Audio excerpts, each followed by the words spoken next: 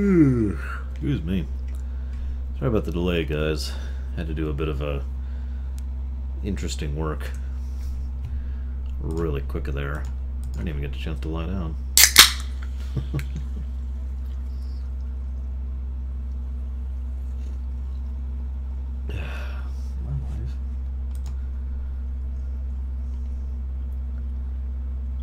Not like it matters.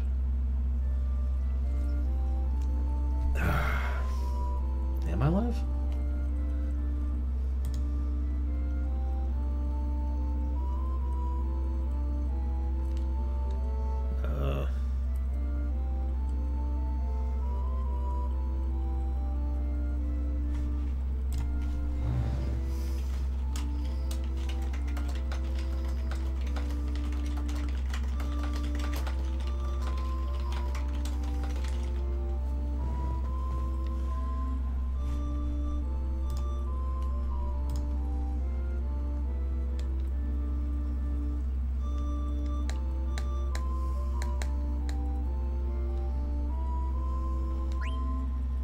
There it goes. What the hell?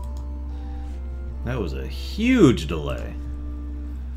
Really weird there. Whatever, I'm just gonna chalk that up to Twitch. Whatever works. Hey guys. Oh, right. Switch to disc 3.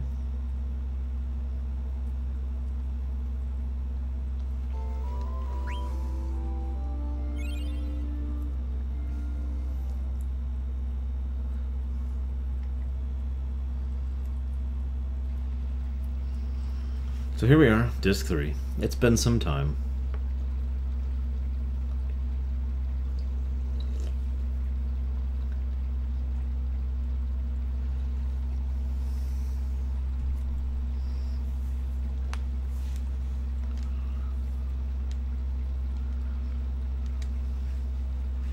They're getting set up to coronate her as the new queen. Because, you know, they kind of need to have a new leader, since their old one is kind of dead and also went crazy.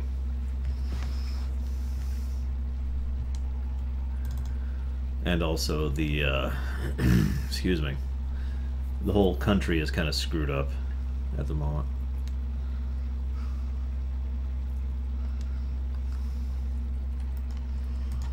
Yeah, IRC, Twitch has really been trying to stop me from doing this marathon at several points, tell you what. 3 more days till the crowning of a new queen. What a day. I like the picture, by the way, Night Cobra.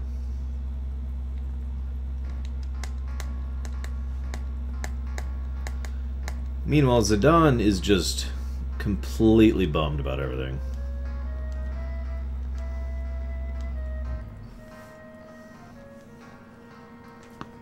It's one of those funny situations where the fact that he's depressed isn't because she abandoned him, nor that she wants to have nothing to do with him. It's just the fact that he is automatically assuming the fact that he won't be able to be with her because of the fact that she's now the queen. Which is not completely non-understandable, but it is certainly interesting. Hey, Bio. Aw, poor Omni. Now look at Sheridan. So yeah, we don't actually know the exact amount of time that's passed between then and now, but we know it's at least several days.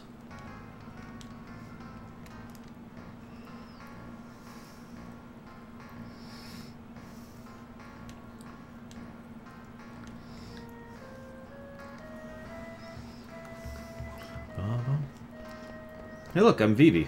Vivi! By Vivi I mean Omni! Let's go see Vyson, see how he's doing. Hey dude, how you doing? Right. Definitely a very good conversationalist there. So this is a good time as any to talk about one of the things FF9 does kind of unusually. And that's the fact that it... Okay, I've talked before about the whole up and down proper pacing thing. FF9 does have a proper pacing, but it uses an unusual style of it. What FF9 does is this. And then it dips. And then it goes right back up. And usually the highs are high tension, tragic, adventurous, you know, dangerous kind of situations. And the lows are all very... They're not usually depressing or somber lows. They're usually lows of relaxation. So, like, after every given situation where it's, you know, oh, everything is big and happening, oh my god! And then things just kind of get quiet and calm and relaxed. This is another excellent example of that. After the climax of the last several events, culminating in Bahamut, the Invincible, and Kuja, now we're going to have several... if you're playing this casual, this is at least an hour or two of just, you know, doing whatever. Casually playing. Poor Aiko.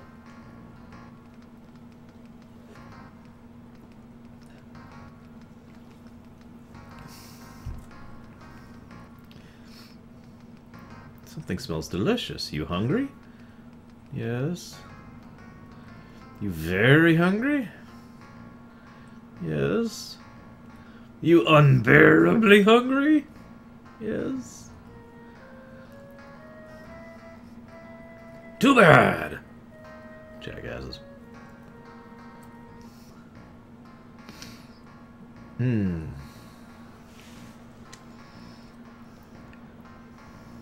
Hey, girl. Well, okay, time to race Hippal. We gotta train him up. Let's do it, guys. Let's train Hippal.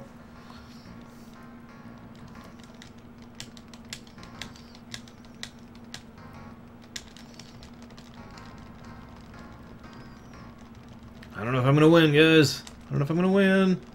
I'll never make it. So yeah, this actually gets pretty hard later on, when you get him to level whatever the higher levels are. Alright, we've trained him. That's all we're doing in that minigame. Poor Aiko. I also feel sympathy for her because, you know, you think about the situation. She's been living in her ruins completely by herself for forever. Now she's in a massive industrial, well, not industrial, but, you know, by her standards, industrial city with this, you know, houses and castles and people everywhere. It's just, wow. I like this. Nikolai's like, oh, she's late. I wonder if she ditched me. Meanwhile, there's the person. Oh, not that. There's the person he's waiting for. No, not that. I don't want the statue. He said to meet him here, but he's late. Oh, right. I can't do that just yet. I have to get Zidane first. Ba-bump. Ba-bump. But anyway, so yeah, this is a very calm, relaxing section of the game. It just kind of takes things easy. There's a lot of character advancement. There's a lot of, you know, people taking their breath both in character and out. You know, it's just like, okay, all these horrible events have happened. And it's funny because this, I don't know about you guys, but for myself and several other players I've talked to, this section is very good at creating tension. And the reason this creates so much tension is because you know this isn't the end. Oh, hang on. There's 1, raise the roof. 2, raise the roofs. 3... 4, 5, 6, 7, 8, 9. Holy moly. Okay. Anyways, it creates tension because you know this isn't the end of the game. You know you're on disc 2 or 3, and so for once, it's not trying to fake you out with the fake ending. Rather, what they're trying to do is give you the sign, the feeling, the implication that there's more to come, and everything's just calm and casual and really, you know, lighthearted. And really, until the actual event happens, there is, like, no sign that anything bad is going to happen at all. So the whole time you're just holding your breath, like, waiting for whatever horrible, terrible thing is going to happen. And you're just waiting and waiting and waiting, and this whole section's so long that it's incredibly tense. At least that's my take on it.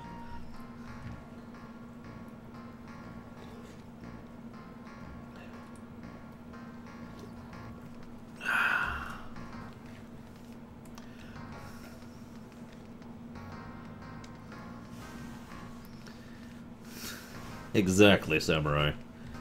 9 nines, nining the 9. Hey, look, it's Ultimation. I mean... And there she is, Ultimecia. And her beautiful, beautiful coat. Actually, isn't Artemisian supposed to be a male? I could be wrong. It's not like it matters.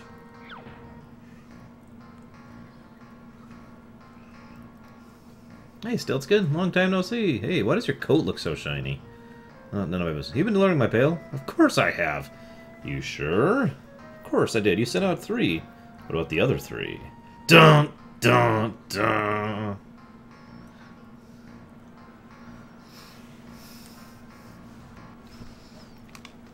Alright, tons of stuff you can do here. Not doing any of it. See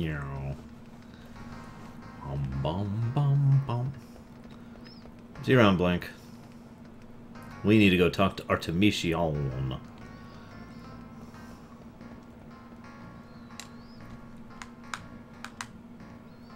Hey, Artemisian. Stab! Stab! Stab! Oh, sorry. Sorry, guys. Didn't know what came over me there.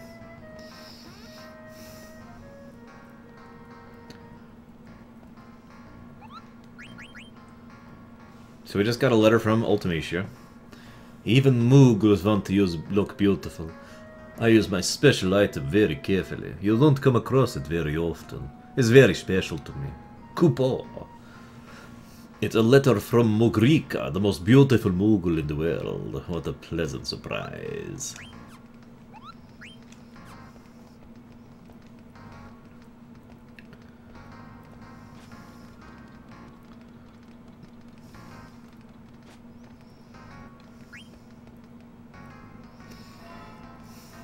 Come on, give me the cards. I'm gonna need them in a minute. The one and only mandatory card game in the game. Card fight game, whatever you want to call it, in the game is pretty soon here.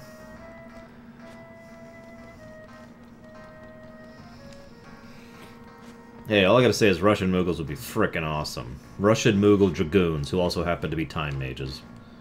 Haste! Jump! Kupo! Sorry, I kinda went overload there. Thought I was playing FF13 for a second. Zing! Sorry. Broke my own rule. I'll shush.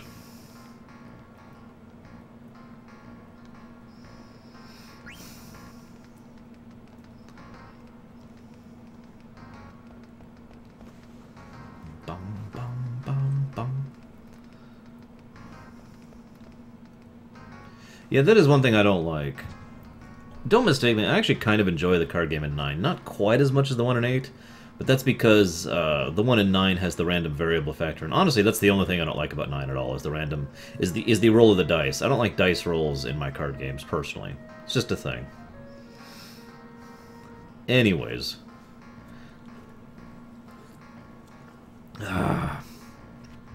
point being that I actually lost my train of thought. I do still like Tetramaster, and I actually enjoyed playing it and really mastering it back when I actually bothered with it. But I don't like the fact that they force you to play it. And they don't forget, they force you to win it, too. Now, each time you lose, it gets easier, but still.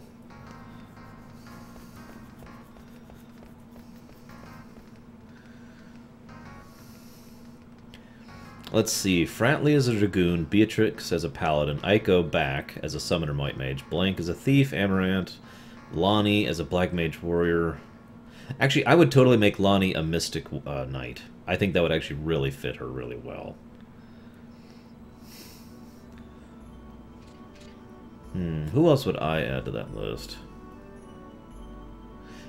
I didn't like the length of it more, no. But you're right, it does definitely go by slower.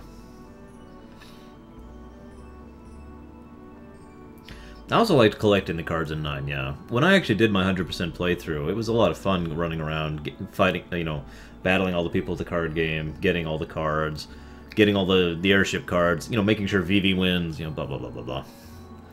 But ultimately, I don't like comparing the two because when you really get down to it, Tetramaster and Triple Triad are actually quite different in overall structure. So, they're both card games, and I like both of them. That's really what it comes down to. And those are the 3 stones, which contain Atomos and Bahamut. I don't remember what the third one is, because that's not Odin. Odin is dark matter. I love this. They're going to get her dressed into a wedding dress, so Steiner's like, I'm ready on guard. Doesn't even occur to him until Dr. Todd is like, are you going to watch? Hey, what? No! Run! Run!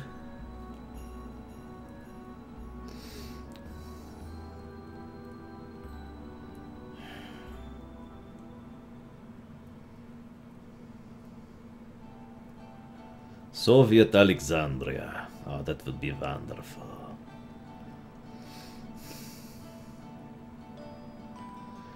I understand Tetramaster. In fact, I explained it back during my FF8 run. It's just ultimately the easiest way to understand it is to remember that there's a dice roll involved in it. Really, that explains so much of the why things were happen some of the ways they do. The cards actually do have stats. They actually have physical attack, physical defense, magic attack, magic defense, elemental types, HP, and then there's a dice roll involved. Once you think of it that way, it's like whoocha.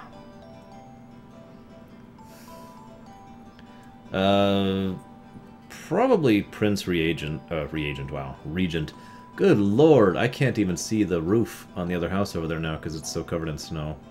We have just like a blizzard coming through here right now. So if I go offline, that's probably why.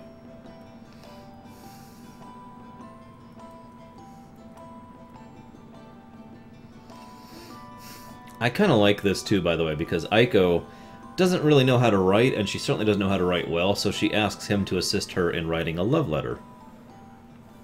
When the night sky wears the moon as its pendant, meet me by the water's edge.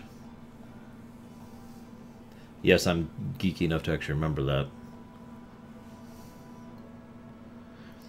that. Bandit Moogle, the idea was basically to add a random element to it, the same reason you add a random element to most things. In fact, if you pay attention, FF9 has a lot of RNG in it, in its combat, and in its formulas, in the way it approaches just about everything. Every single aspect of FF9 has a huge amount of RNG variance on it.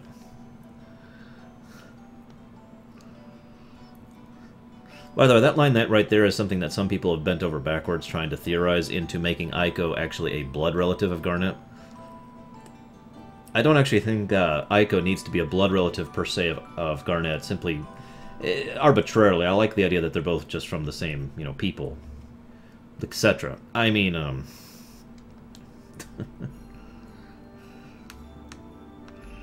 yeah, exactly, Maz. That's pretty much what it is here. You guys have known how much I've been complaining about how hot it is lately, and all of a sudden there's a blizzard outside.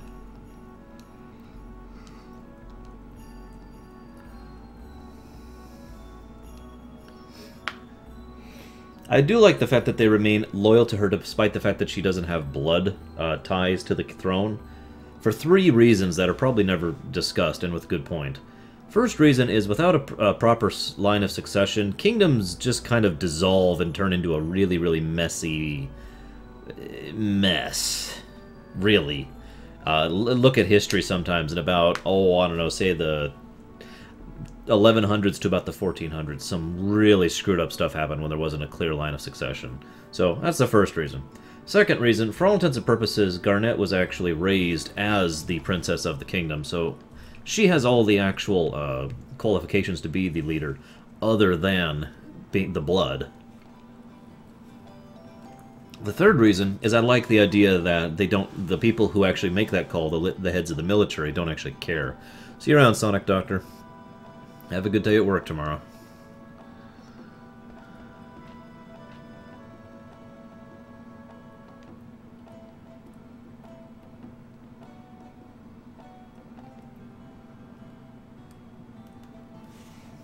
Back in. Talk to the Moogle. No mail. Aw, okay. Okay. So yeah, we previously were dealing with brand new territories, the analysis of what it is to be human, the black mages and all their life and all the things that are happening with them, the destruction of the Aifa tree, the removal of the mist, the savior of the summoners, the death of Queen Braun, the end of the Alexandrian Empire, and the summoning of Bahamut. And then we go from that to Aiko trying to deliver a love letter to Vice.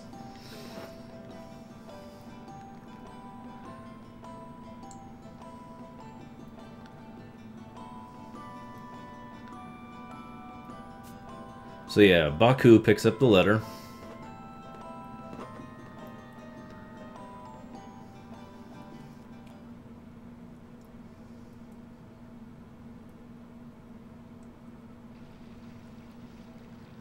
So there's a song in this game called "The Slew of Love Letters," which the name of that song doesn't make any sense until you actually know what's happening here.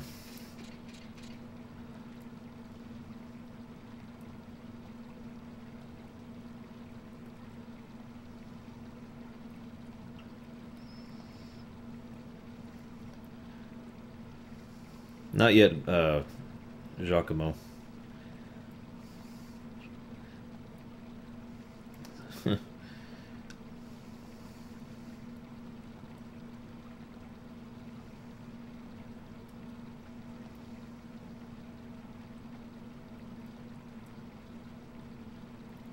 And then he drops the letter, because he's pissed off at Steiner.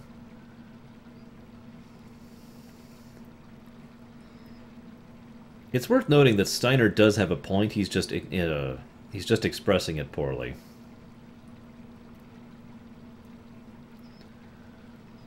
Steiner's point is he can't actually trust the thieves being here because there's nothing really wrong, per se, with the thieves stealing in their mind. I mean, they're not actually doing any lasting damage. They wouldn't do anything to really harm the kingdom, but they would still steal from it, and Steiner can't actually take that chance.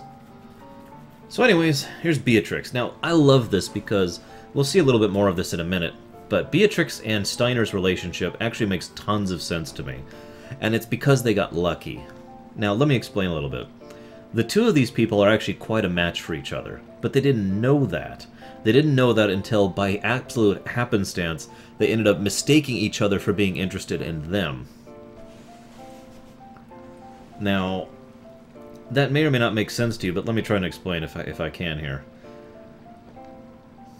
In other words, both of them were interested in each other but didn't realize it until they were tricked by others into thinking the other was interested in them, but then they continued to be interested in each other once they were, and the relationship actually grew and blossomed from there. So again, they were lucky. But it actually makes tons of sense because it actually happens that way sometimes. And they are quite a good match, as I mentioned. Meanwhile, Zidane is pining. As, you know, many people do when they've been... Well, see, the thing is, he hasn't been abandoned. He's just can't be with her because he doesn't think he can be a prince. And actually, that's really what it boils down to. He doesn't think he can be a prince.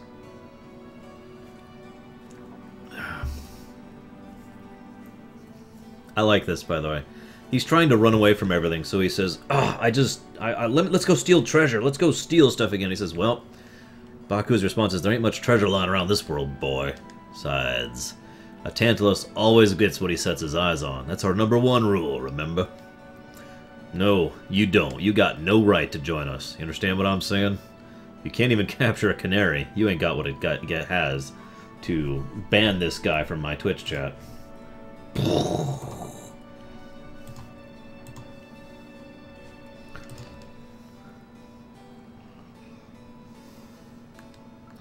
I also like how Vivi just so innocently says, can we go see her?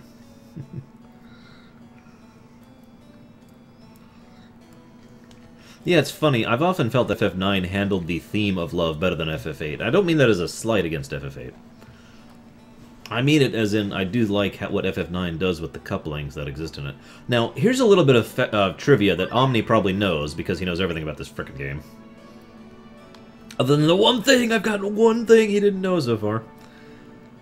And this is when Baku remembers the letter, and then doesn't have it, and laughs about it.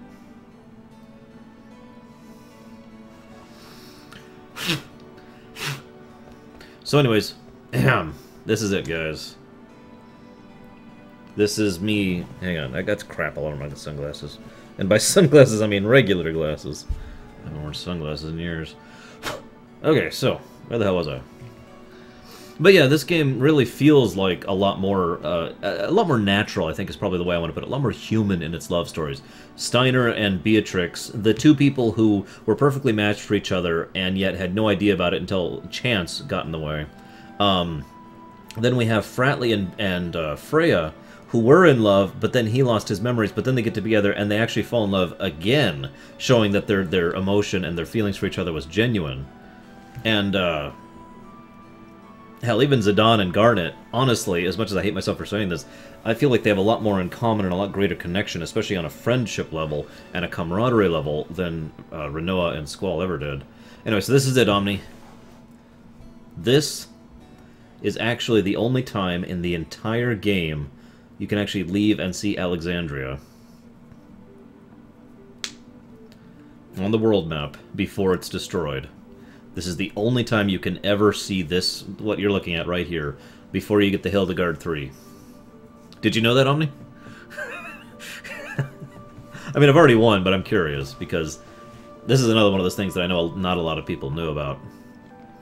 I love how the lake is gargantuan in this, and then the town is tiny, and the castle is just this monumental thing. I know it's just representative, but still. Anyways, I just wanted to show that off. Let's go see Garnet, a.k.a. Sarah, a.k.a. Zan, a.k.a. Dagger, a.k.a. Bob. We're gonna start calling her Bobina. She has too many names. Who she thinks she is? Me?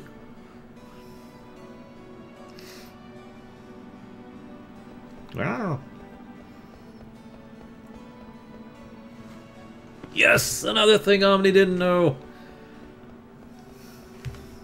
Did you know about the frame skip earlier? I probably should have asked about that. And yeah, you can actually go kill Bandersnatches out there. It's actually a really good place to level, but I don't need levels at the moment. I will in a bit. Before we go to you-know-who's palace, which of course is this incredibly opulent, ostentatious place. Meanwhile, Freya is pissed off, and Amaranth always has a chip on his shoulder, so this just automatically escalates.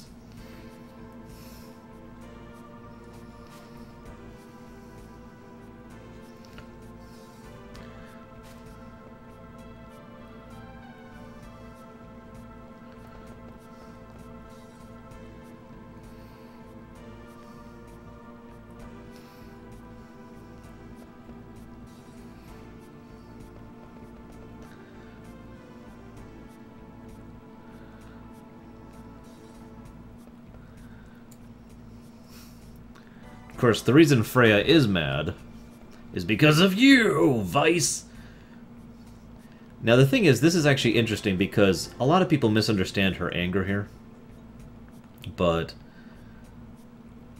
Freya is so pissed off because she watched her kingdom be destroyed by Kuja, and then watched her adjacent kingdom be destroyed by Kuja. So she's pissed off because Zidane actually has people that are important to him that he can still protect, and he's sitting around wallowing. Freya cannot comprehend that. She would give her tail or her left ear for the chance to actually go back in time and actually protect the people she failed at protecting. That's why she's so pissed off at Zidane.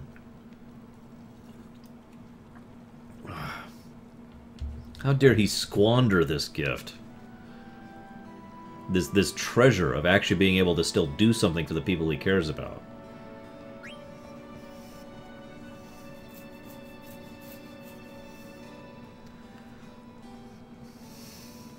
I suddenly have this picture of an injured Freya who's got, you know, missing part of her left ear and her tail, and she's got battle damage and a giant scar over her eye, and she looks really cool!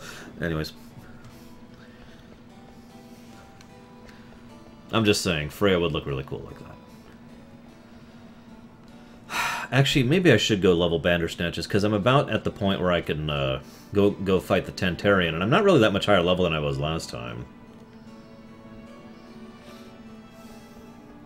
Of course I got Carbuncle. Why wouldn't I get Carbuncle?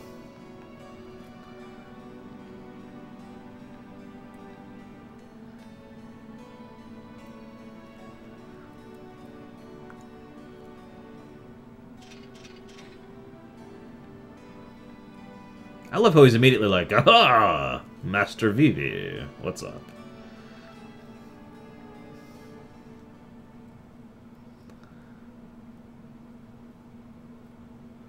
Exactly, Kay. I like, again, how Pax is over there just like, whatever. The lore of Carbuncle? Well, no, because I haven't talked about the lore of the Eidolons in general yet. I'm still debating a really good place to talk about it. I'm thinking when Alexander does his big scene, I'll do it. By the way, I'd just like to say it must be really irritating turning and moving in that dress she's got. Carbuncle is going to enable me to either one or two shot a boss later on, depending on my luck.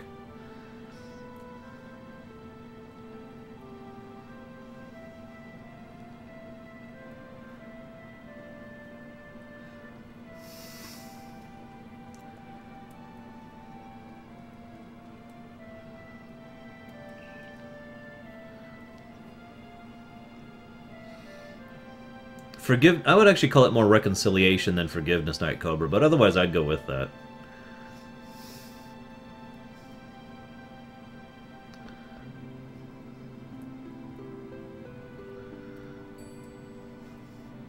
Yes, Pax facepalms a lot. And he says, whatever, just because he's actually Squall.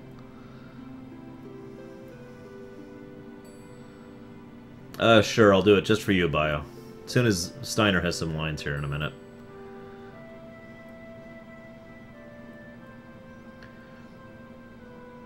From my understanding, Beatrix actually didn't lose her eye, but it could have been during the big battle they keep referencing. We don't know for certainty, because all we have to go off of is the concept sketches and the initial notes about that. But yeah, from what we understand, she just covers it to have a higher challenge, to challenge herself better, because she is just so much more skilled than anyone else. Oh well.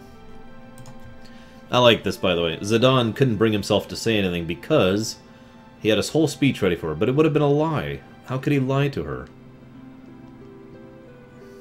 And I kind of like that, actually. The fact that he couldn't bring himself to lie to her, so he just said nothing at all.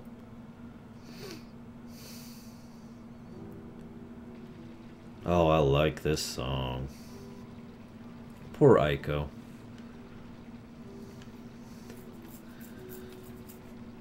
And this is probably a good thing, because Aiko does actually care about Zidane as a person, not just, you know, infatuation. So she does actually want to take care of him and make him feel better, too. But then another song starts up. This song is called The Slew of Love Letters, which doesn't make any sense unless you think about it. I like this. Remember where Baku left that letter last? It was in Ruby's theater. So Blank apparently found a love letter.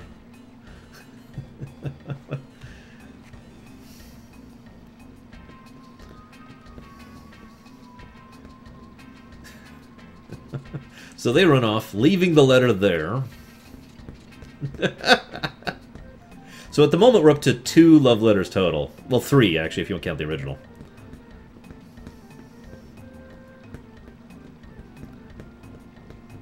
And now we're up to 4 because now Steiner finds it. I know, Zed, they're doing maintenance. It'll probably be that way until tomorrow.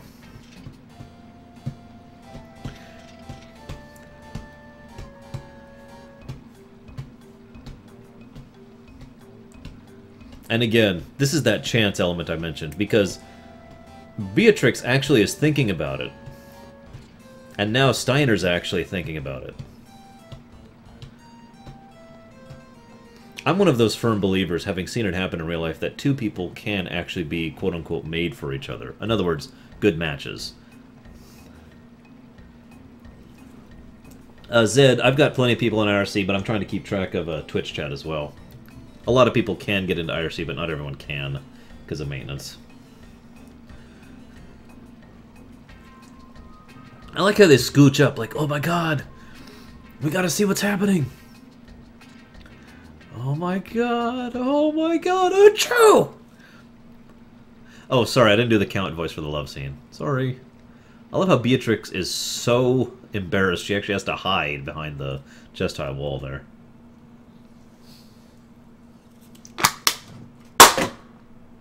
Love it.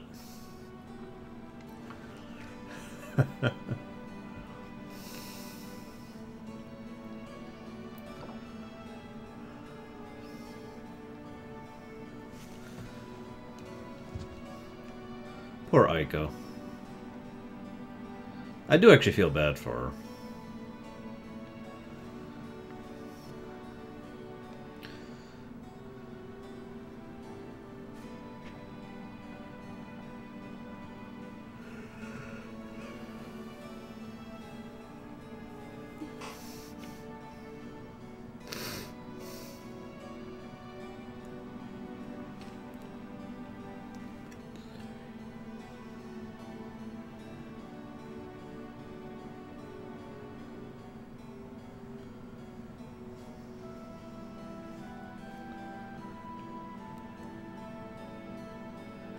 So again, try to keep in mind that this is a bit of a break.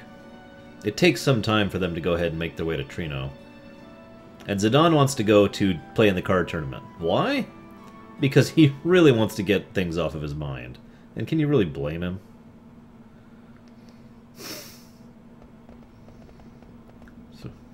And of course, there's still mist in some places. Which, again, makes perfect sense.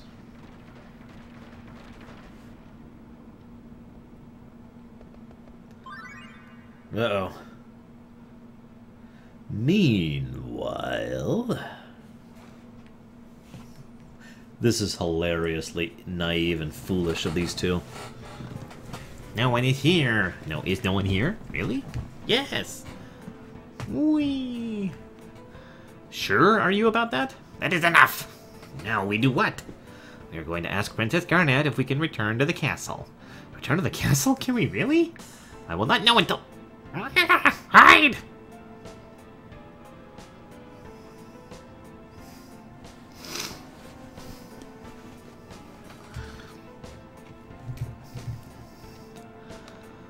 So yeah, they're trying to hide. Let's go ahead and talk about one other aspect of the twins, and that's the fact that they're really ignorant of basic human capacities. The mere fact that they think that Garnet would actually forgive them at all, ever, and go ahead and let them serve under her is just incredibly indicative of how foolish they are. But it also hints something about their nature. The fact that they basically cannot function without someone else to serve. They have an innate need, a requirement to serve under someone else, to have someone else as their patron, basically.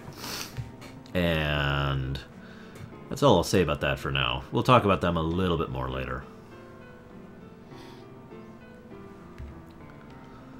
Bum, bum, bum.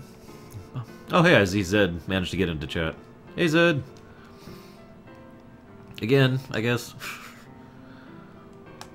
It's okay, Zed. I know you secretly don't like watching my big marathon I've been planning for months, and I've been playing for 2 weeks now. Sniffle, sniffle. Bum, bum, bum, bum. I like to call this town ATE Central. So, there's actually a specific strategy for doing this that involves deliberately losing several of your cards so you can get cards from him, because he actually gives much better cards than the default ones by quite a while.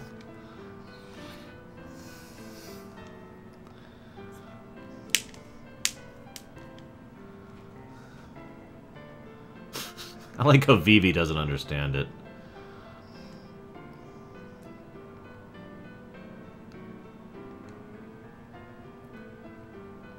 Hey, it's someone who recognizes Vivi! Dun, dun, dun, dun, dun, dun, dun. Alright, let's go ahead and play against Dr. Todd. Let's go ahead and show off this game, because I haven't done it yet. This is actually my first time doing it this playthrough. We're gonna go ahead and throw a ton of really crap cards at him, because I got a billion mithril cards from that. Now, these are all really crap cards. Like, really, really crap cards. So, we're gonna go ahead and do that. So you notice how I won there? That's because I was using attack power, whereas he was using magic power. So even though I had crap stats, I was hitting him where he was weakest. See? And if you don't see, that's okay. I don't blame you. This game is a little bit weird. One of the other things they did is they speaking of other random elements to Tetramaster, they randomized what each card could have as far as numbers on it and whatnot. Or arrows, excuse me. Although numbers as well. Yeah, he was going to win with that one. But Let's go ahead and see what happens when we do equal. See? Now, he's going to do that, and that's going to actually... Oh, wow, I actually won that one. Well, that one I just got lucky on.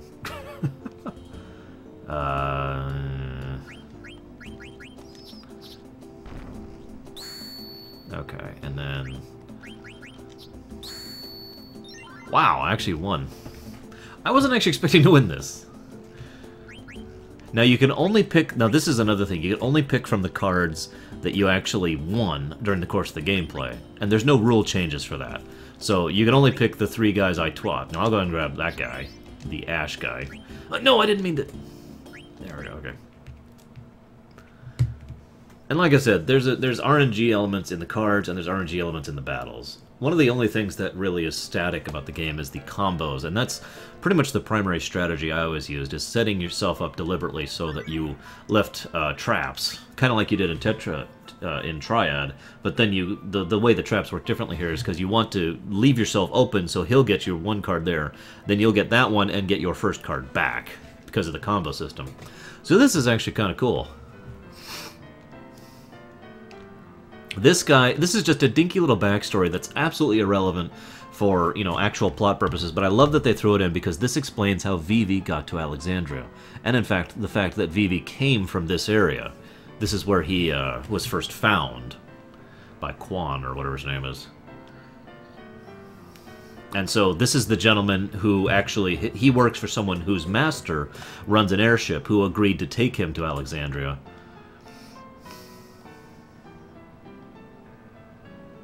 And I just like that.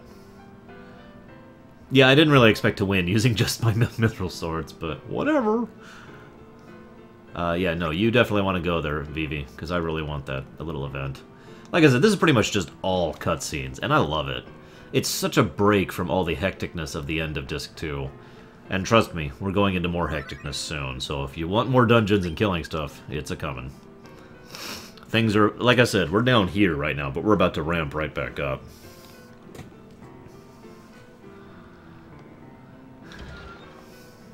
Hey look, it's Gilgamesh. Except it isn't.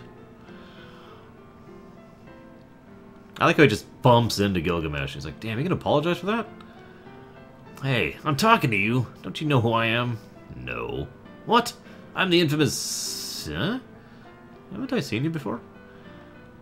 You're the Flaming Pax! I'm sorry! What happened, Pax? That guy was totally frightened. You were being a bully, weren't you? So, he's traveling with a kid. I never knew he had a soft spot for kids. Excuse me. So weird. Pax, where are you going? So weird.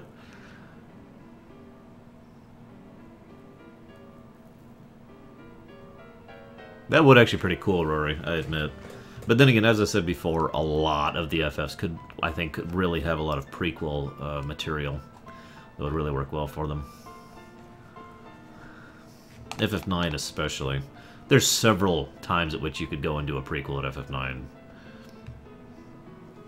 So, we'll talk about that guy, who I don't really want to call Gilgamesh in a bit, because there's 2 possible theories, and I like the first one a little bit better myself.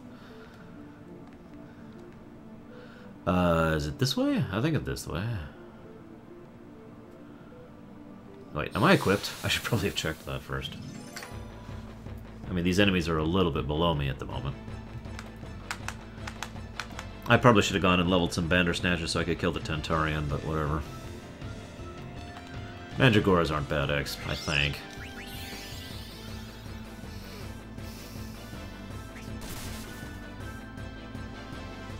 Yeah, I think I'm fine.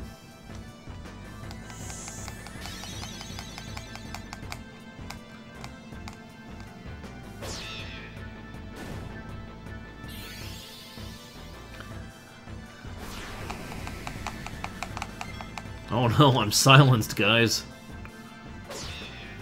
And they're dead.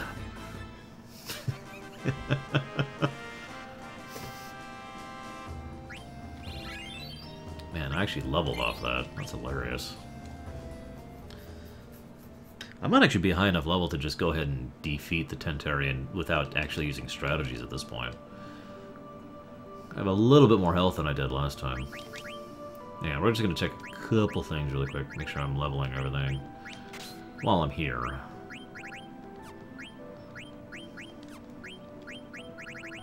Ooh, I'm not. Stone Killer and Mug. We'll go ahead and work on that, because that gives Bird Killer, which is actually really useful.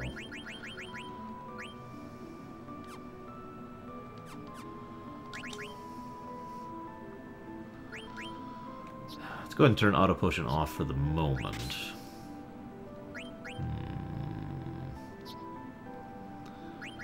I don't have Plant Killer, do I? I don't need Undead Killer around here. Where am I going? Actually, based on what I'm about to be fighting... I don't think any of the killers help with that, actually. So let's just do... Sure. And that. Antibody is the required one. I'm sorry, Fitzcott. I know there's two big things being streamed right now.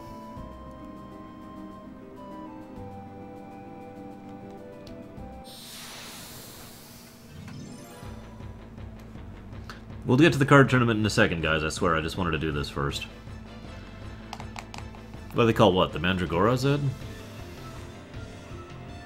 Or the bird things that are gonna die in a second.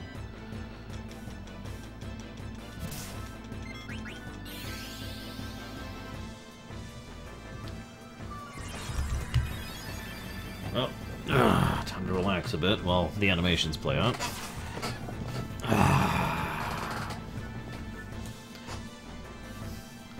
Oh, the abilities? Or do you mean the accessories? Oh, come on. Well, guys, this is it. I just tranced. I think I got this. I think that bird is gonna rue the day. Yep. God, really? At least I'm getting some AP here. I wonder what my thing is at. Let's find out. Okay, we're fully charged. I'm going to get off the cable here.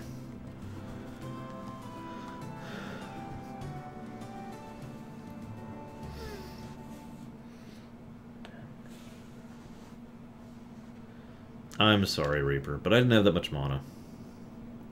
Hey, look, it's Quan's Dwelling.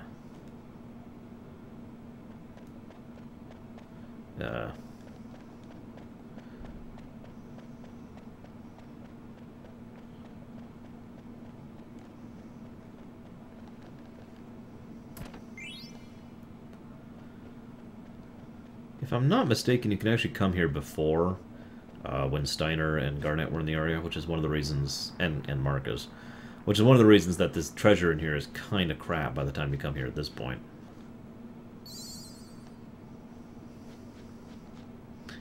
So yeah, Quan. Quan is another one of those weird circumstances. He's the one who caught Vivi and thought he could eat him because he wasn't sure what Vivi was. And just kind of took care of Vivi for a while, but then Quan, you know, died of old age, as it happens. And yeah.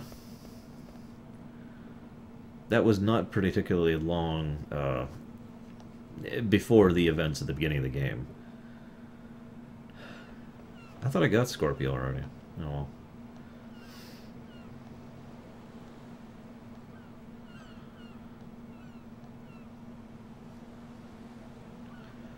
There's Quan, by the way. And again, fishing from the sky. And he had this big theory about nourishment without eating, which was just weird.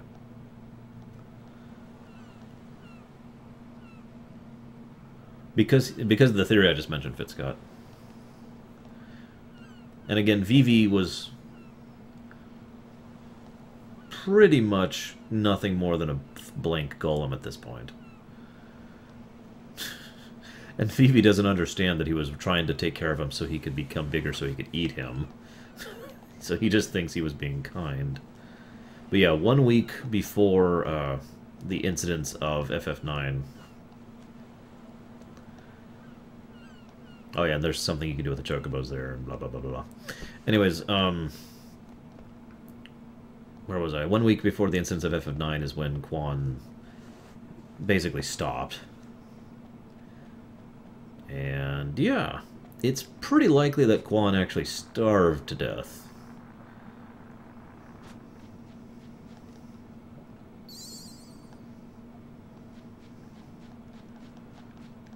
There it is. See you around, Bio. The irony is, if you come back here under certain circumstances, I don't even remember what they are, but I know Kiana has to be in the party. We learn that he did, in fact, learn the ultimate secrets of nourishment without food, because his ghost is still there. Don't think about it too much.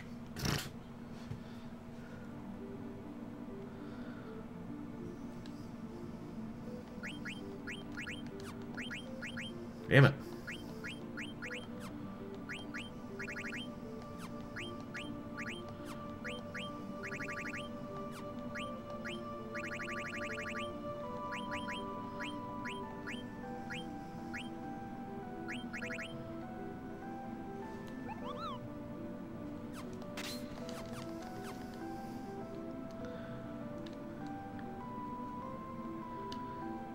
Yeah, sure, Night Cobra.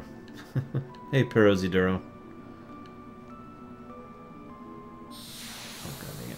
Yeah, I figured I was already too close.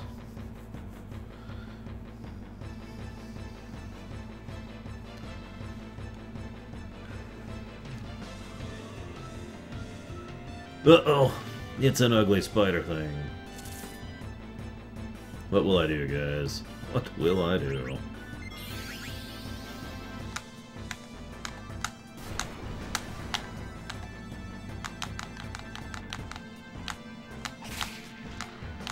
Yes, that's right. Vivi just meleeed it to death.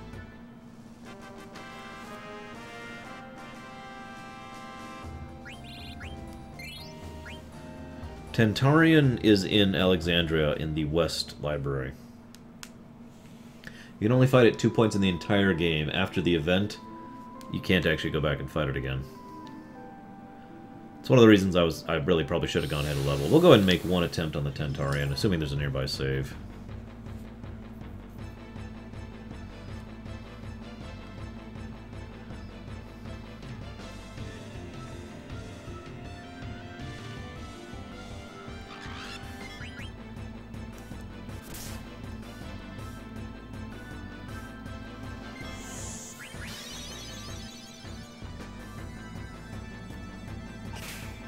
The Tentarian's kind of weird because as long as you have antibody on everyone, it doesn't do any damage if you can get it open quickly enough.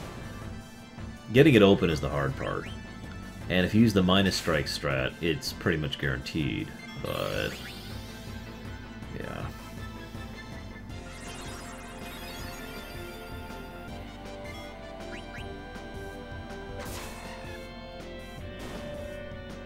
There is no timer this time, though. Not that it matters. The timer, even if I had actually succeeded with the minus strike last time, it wouldn't have been an issue anyways. And I probably would have killed it in about 2 cycles.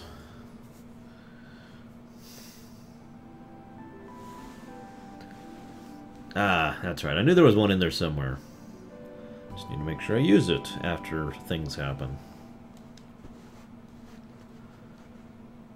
So of course, since the mist is gone, naturally Sid, starts stepping up production of the next steam-powered airship, the Hildegard 2.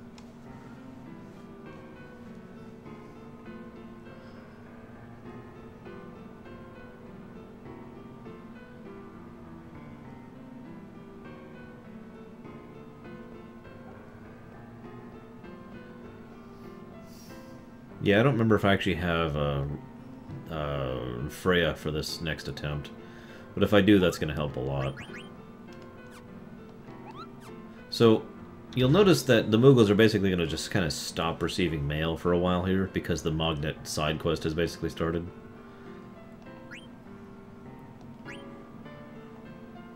Let's see here.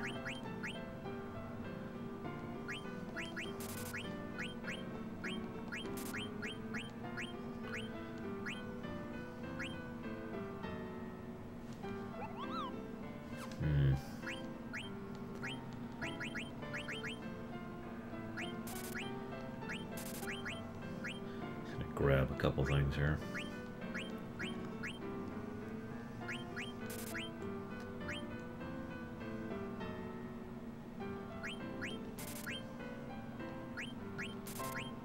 Because I can. At some point, money's going to start becoming an issue for me again. Which kind of sucks, actually, but whatever.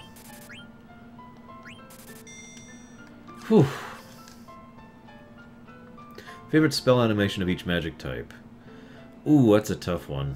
I like the FF9 spells a lot in general. In fact, Holy is really awesome in FF9. But even the basic cures look really cool, I think, in FF9.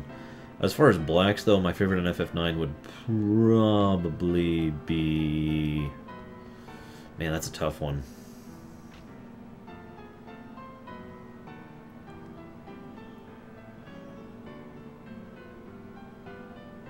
I'm not sure. I'd have to think about that some more. Yeah, I know, Night Cobra. My favorite summon in FF9 is Easy. That's Bahamut, as far as casting animation. My favorite time magic in general would probably be Comet, or Comet 2, depending on the game. In both FF5 and FF7, I like that. I like this, by the way. I purchased a life-sized griffin statue the other day. I bet it's gorgeous. Indeed, I'd have had a room to my mansion for it. Oh my. Yes, everything costs so much. I was also thinking about buying a behemoth statue for our mammoth. Everything costs so much. And then we all get stabbed to death. Sorry.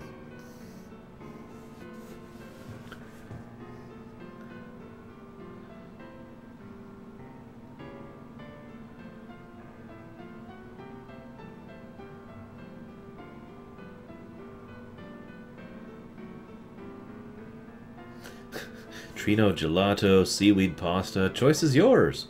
You say you have delicious food? Yeah, lots of delicious... Eh? Hey, Herbert. You say you have delicious food? Who the heck are you? I want delicious food. You give delicious food! You know, if you pay attention, Kiana doesn't actually get to eat, like, anything throughout the whole game. Now, obviously he does, but... Man, poor Kiana.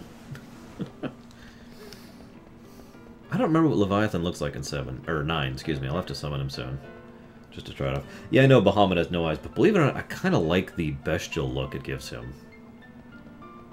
If I were put in control of an FF, of FF itself, what direction would I take the series?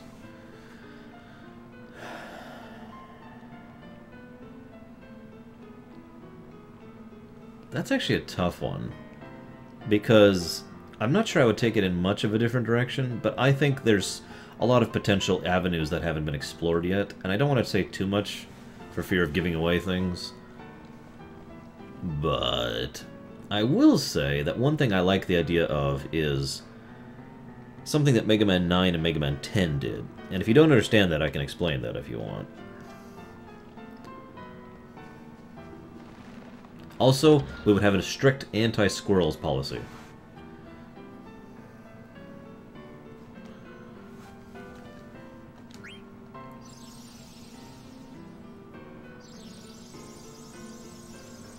Like I said, I don't remember what Leviathan looks like in 9 off the top of my head. We'll find out soon.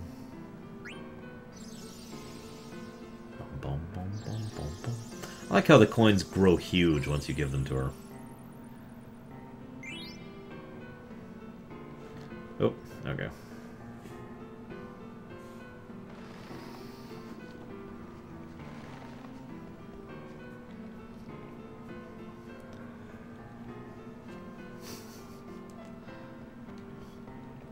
Alright, that's done, that's done. Nostalgia isn't the point. The reason I liked Mega Man 9 and Mega Man 10 was because they were games that didn't have the same level of time and money investure that more modern games require because of how much, you know, time and money it takes to do those kind of graphics.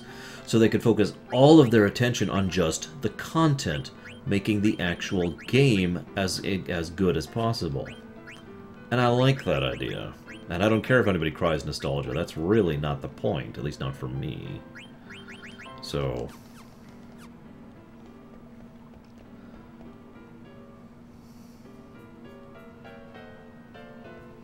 But that is only one of the things I would do. I guess we're gonna go ahead and do this now. I think we just have to go do the tourney now.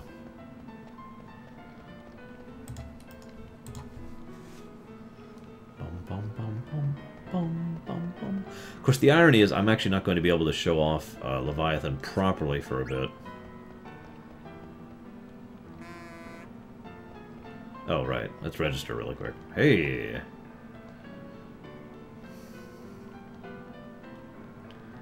The champion is incredible! Amazing! Incredible! That's actually a cute girl! Holy crap! Except it's not! It's not actually a cute girl! Spoiler alert!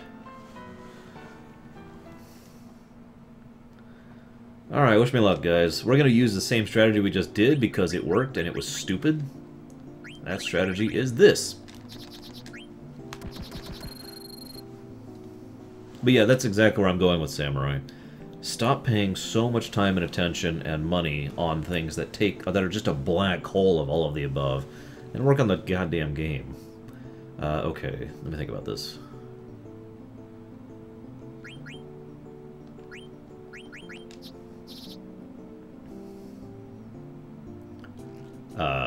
Okay, I wasn't actually expecting that. Let's do this. And you'll do... No? Okay. Well, I can work with that, maybe. It's not gonna work. Yep, didn't think so. Wow, I'm actually gonna lose. That's hilarious.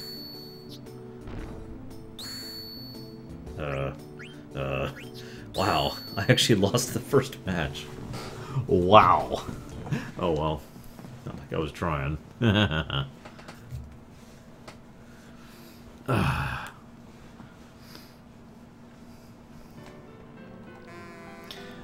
Apparently stupid mode didn't work.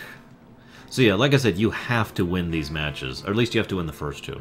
You don't actually have to win the last match against Sid. If you do, you get a pretty nice item. So it would actually be nice if I won that. Let's go ahead and see me use some real cards here.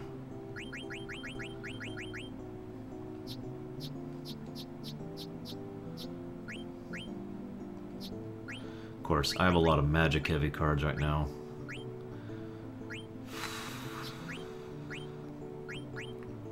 A lot of magic-heavy cards, actually. We'll try this. Slightly stronger hand. Alright. Let's put down the trap right there. Okay. He keeps wanting to not go through with the trap, but whatever. Aw, I was actually hoping that would win. Oh well, I have a solution for that anyways. By the way, if you don't actually oppose, it can't do a thingy. Hang on. That one. Oh, bull crap. That totally should have won.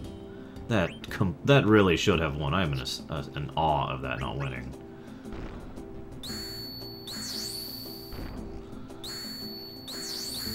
There we go. Don't... Crap! Oh, God, that was terrible! And thankfully he's just taking my mithril swords. Yeah, the Cactar card is insane, but he used it against me. I can't believe he actually beat my Cactar on that last one. That's insane. We might be here a bit, guys, I'll be honest. The good news is if I lose, I can just go talk to Todd, and he'll give me some pretty good cards. So I can't actually, you know, game over or get myself in an unwinnable situation here. I can't believe he did that. Okay.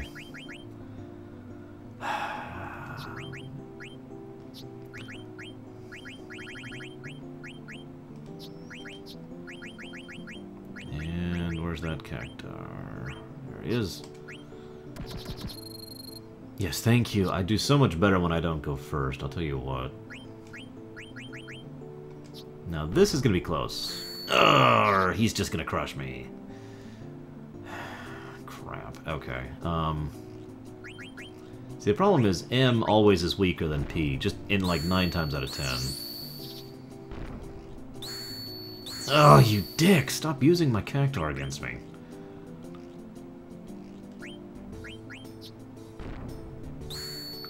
Okay, that was bull. That should have won.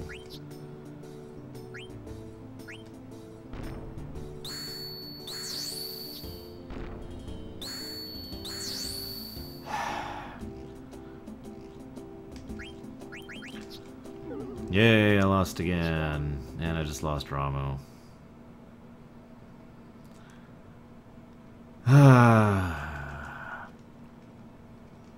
Like I said, dice rolls, and that's why I don't like dice rolls in my card games, by the way. I don't like a random element being in my card games. What can I say? That's because Tetsuya Nomura did the artwork for Dissidia, and he did a lot of the artwork, including stuff like that. Okay, so I think the only logical thing to do is just start the Mithril Sword strategy up again.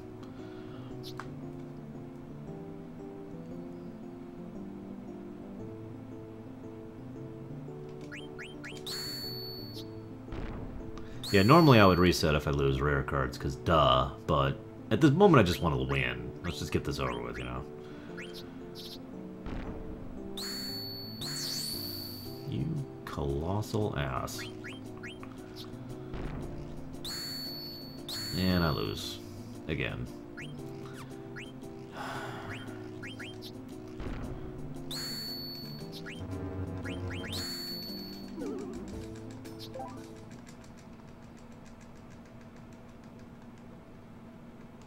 So is it going to be a time waster? For anybody who's wondering. If you're wondering, even cheating wouldn't speed this up, because the only thing cheating would do would give me items. At least that's the way I cheat, but yeah. So, this would be a time gate no matter what. So, what's up, guys?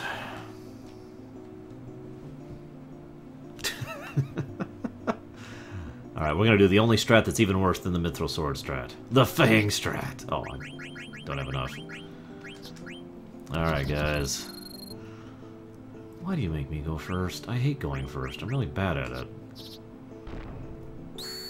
Oh, bull crap. I should not have won that. I really should not have won that. Depends, Solus. I'm kind of tapped on D&D at the moment. Okay, fine.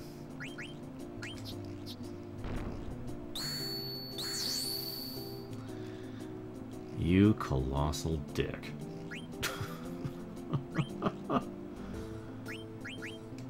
And he's gonna do that, yeah. Wow, this is just... wow. I am in awe of how much I'm losing here. Damn right I'm completing Samurai. This is boring. And just irritating.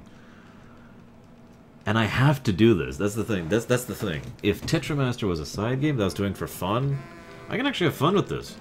Right now, I just want to get on with the freaking game. And I can't, because I keep doing this. This is stupid. Oh,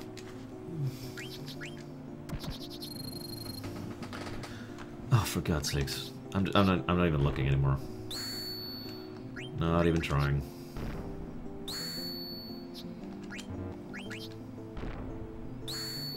Okay, that should have won.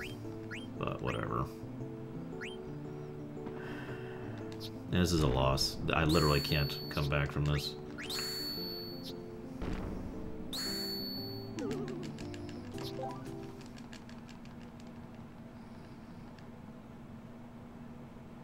Oh, gotcha, Samurai. Freya could be in Dissidia, but it would basically be the same gameplay as Kain. Which is the only downside of it. Oh my god. I'd like to say I've never had this problem before, but that's a lie. Because I have had this problem before.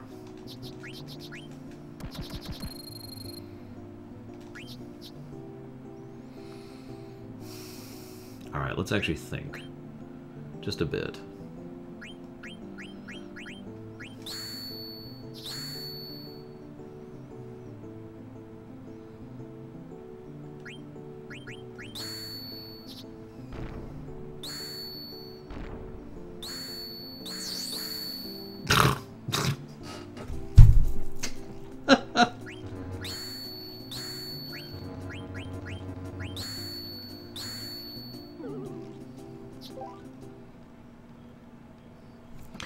The fact that I'm doing just as well with my crappy cards as I was with my good cards probably says something about this.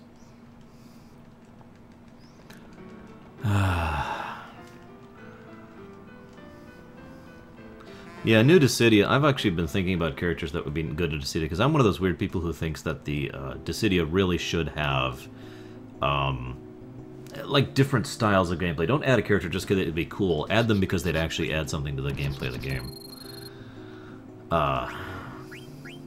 For example, I think Edgar would be a great addition because I think the tools would really be a good addition as far as gameplay goes.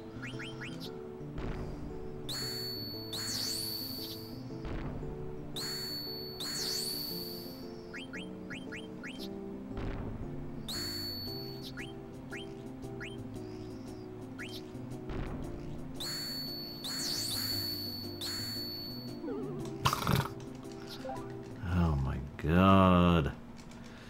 Welcome to Marathon Luck, ladies and gentlemen.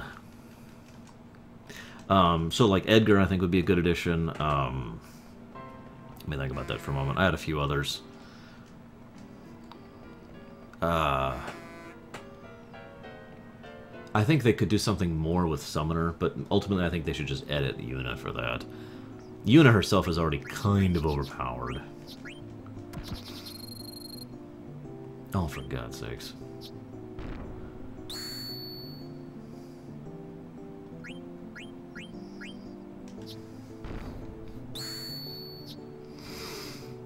Spin the wheel, Raggedy Man.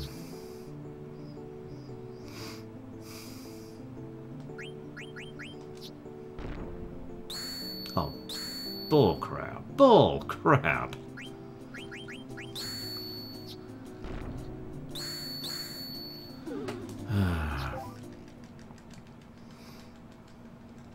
Reaper,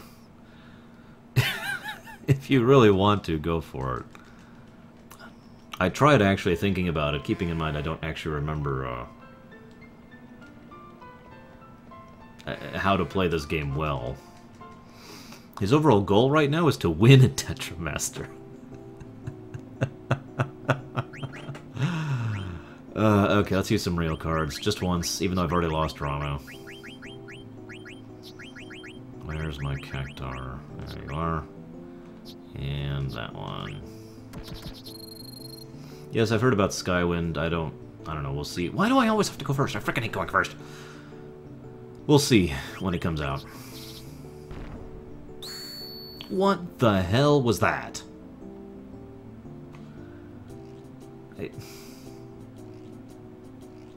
Oh, I agree, Kay. But like I said, that's why they just need to fix Yuna to make Summoner work. There's no reason to add another Summoner at this point. Okay. We're going to play defensively. And now we're going to stop playing defensively. Win. Thank you. I'm going to be pissed if that didn't win.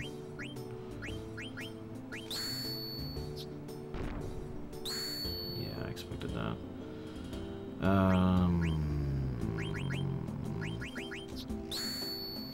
There. Screw you. And screw your couch.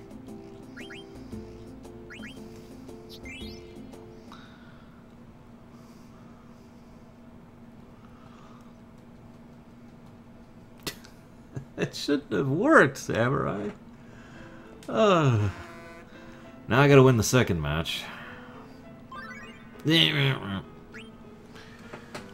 about that. Maybe Isaac. If it is actually good. Oh my god.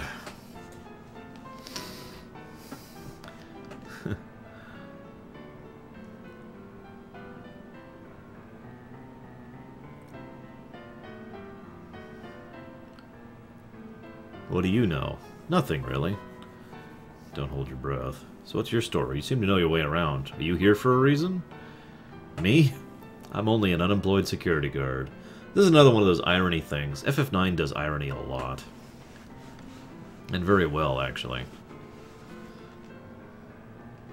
Of course I'm interested.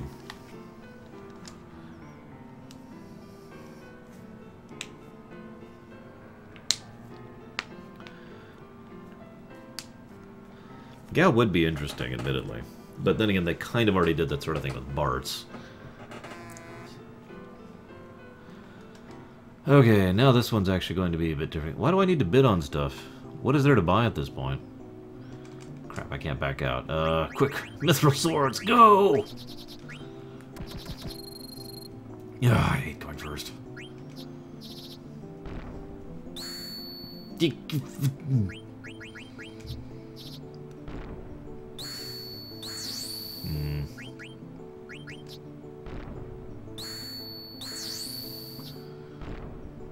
Oh, it's gonna suck.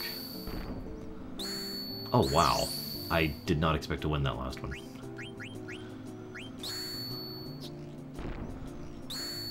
Oh, you bitch. You total bitch. Anyways, what am I going to... Oh, the rebirth ring. Okay, that's right. Man, I actually thought I was going to win that one first try. No, probably not going to get the Excalibur. Barthandalus? I'll have other things to say about him. Hang on. I think I have enough gil for the Barthandalus. So, again, irony, right? And he was literally just looking... He was just basically trying to prove himself and to be strong and all that fun, horrible stuff. Don't use brackets, Absol. The brackets, it doesn't take it.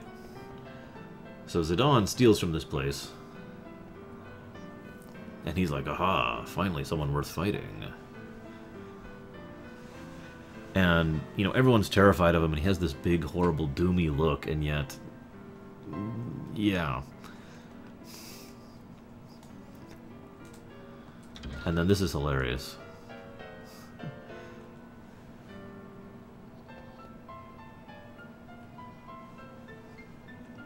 So Zidane claims this guy did it, and rushes off. The mighty ones don't flaunt their power, because the sly eagle hides his claws. And I like how he's just like, he just walks away. Don't run away. He's not running, guys.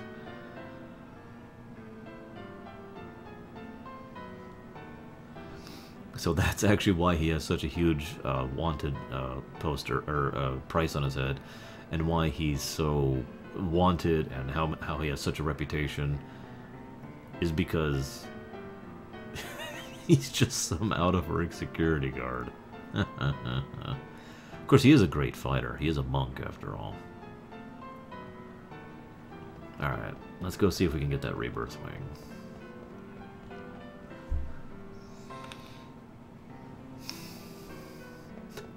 I totally have enough gil to buy Barthandalus right now.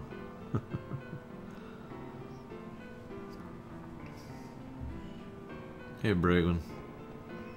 Or should I say welcome back? By the way, the nobles in this area are the King family, the Queen family, and the Knight family. Don't want Dark Matter. Don't want the Mini-Cid. Don't want Unsmere. Oh, Yong would win. But it's worth noting Amarant is pretty skilled, and has spent pretty much his whole time trying to get better at fighting, because that's what he cares about. Ugh. Yeah, by the way, I'd just like to go on record as saying that lightning in Dissidia Duodecim is a great example of what not to do. If you're going to add a new character, make them do something new. Don't make them just another stupid character that doesn't actually add anything new.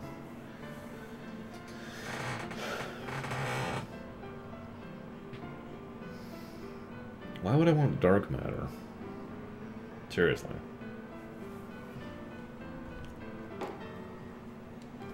Besides, Dark Matter goes for like 13 grand, and I don't have that.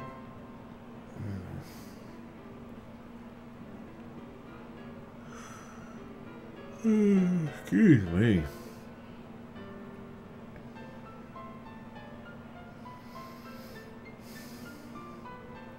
Yeah, we're already up to 11 grand, 12. There's 12.3. There's the 13 mark.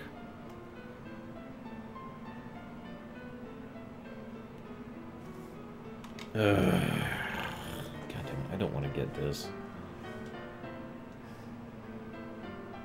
Wait, I don't want the feather boots. My bad. Fine, don't get the frickin' dark matter. Assuming I have the money for it, I might not. I know I don't have the money for the rebirth ring and the dark matter. 100,000 viewers live right now? Wow. But that is actually a nice milestone, being 100,000 views on my stream. Oonsmere, don't care.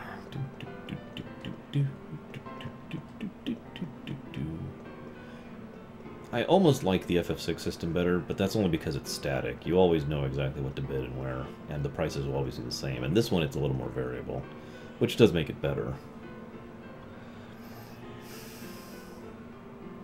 And yet, Ultimecia being the thing that pretty much has to be at long range in order to function properly is...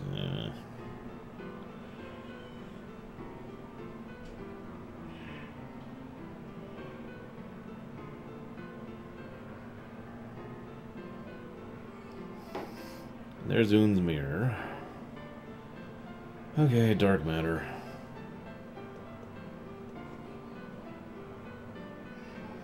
FF10, FF10-2 probably, FF12, and FF13 probably.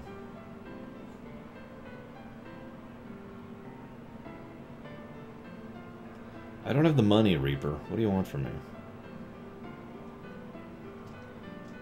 If you wanted to send me some gil in-game... Yeah, there we go. There. Got the dark matter.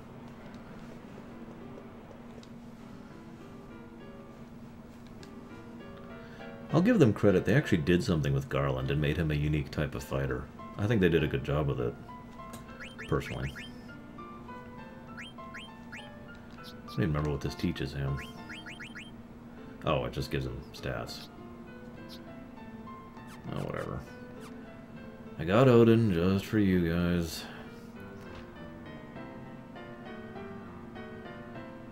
Now...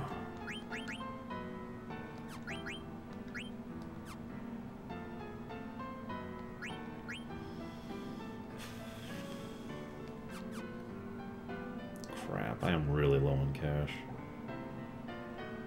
I don't even think I have anything I can actually afford to sell right now, thanks to future synthesizing needs. Well, no rebirth ring for me. Actually, I suppose I could do that as a temporary measure.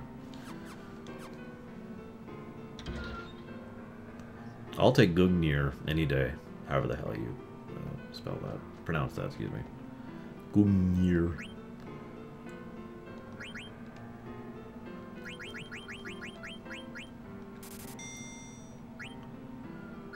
And we'll sell these. Actually, I guess it's pointless. I need to keep at least one of those. I guess I could get... Well, no, I need to keep that too, right? Yeah, as much as I hate to, I think I'm going to go and dump some of the ethers. So, let's just dump 10 of those. That should be enough, I think, to get the... Why would I sell a Phoenix? Do I have more than one? I do have more than one. Okay, yeah, okay. As long as I have at least one Phoenix Pinion, I'm okay with that.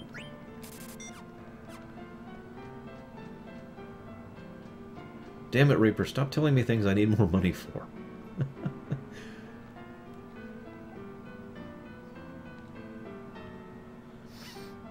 Let's see, what characters have I mastered in Dissidia? Warrior of Light, Sephiroth. I got really good with Mateus, actually.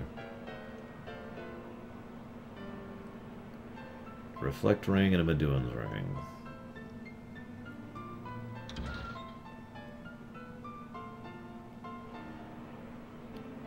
Rat Tail, don't care. Feather Boots.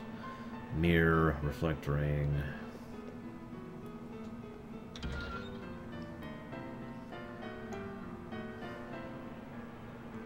Mini Sid, Feather Boots, Meduan's Ring again, Reflect Ring again.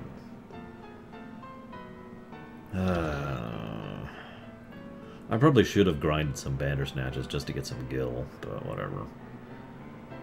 I'm sensing a trend amongst these items. I'm not sure the Rebirth... Are you sure the Rebirth ring can show up at this point? And not after I get the Hildegard 3? I also got really good with Kuja in Dissidia. Believe it or not. His attacks are really, really easy to use in a sort of a pseudo AoE manner if you know what you're doing. Never got good with X-Death. Okay, 2 more shots, then I give up on this.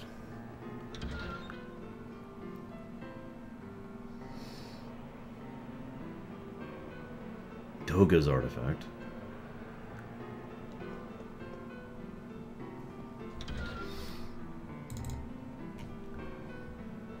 I liked Jekt too.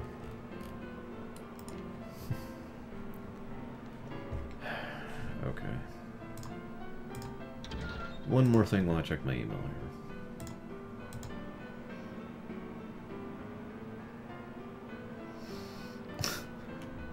Alright, screw it. Screw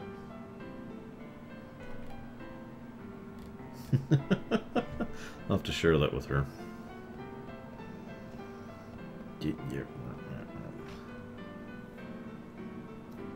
Yeah, damn it, Reaper. I'm going to kill you now. I just want you to know that. I will kill you 1,000 times.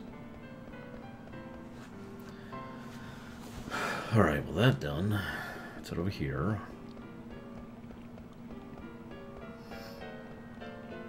Shantota was nice once you actually got a first hit off, but man, getting that first hit off was terrible. Now the good news is beating Sid is actually easier than beating the other two, at least from memory. Whoops. Wait, did I go the right way? I think I did. But if nothing else, I'm going to go ahead and save before the Sid fight, because you can't rematch the Sid fight, and I do want that ring. Alright.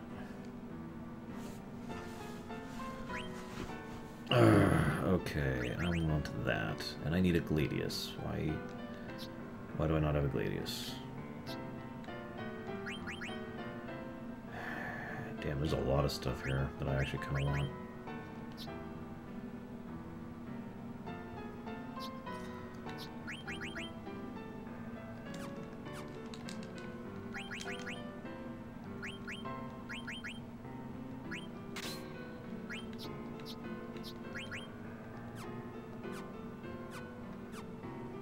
Actually, let's just do this.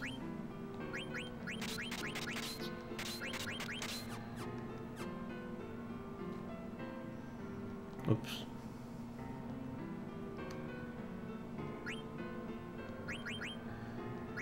Grab that.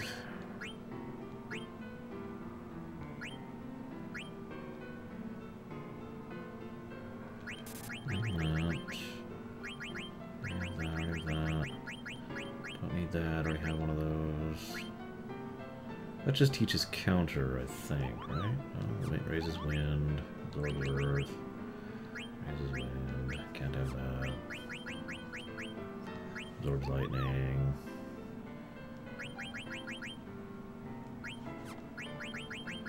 Yeah, we'll just stick with that for now.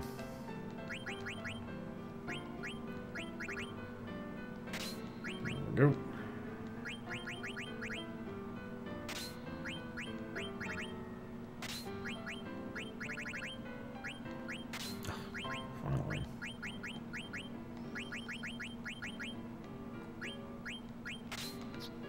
Actually, let's do this first instead.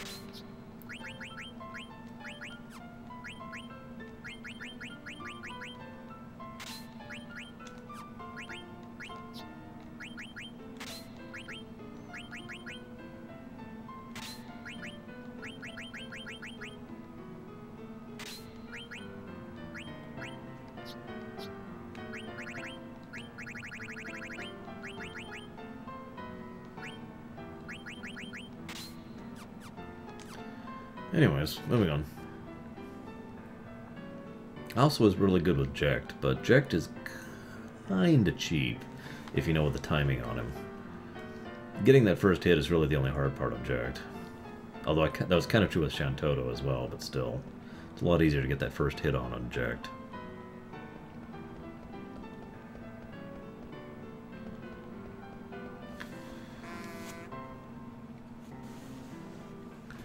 Okay, take two. Operation Mithril Sword. God, why do I keep going first?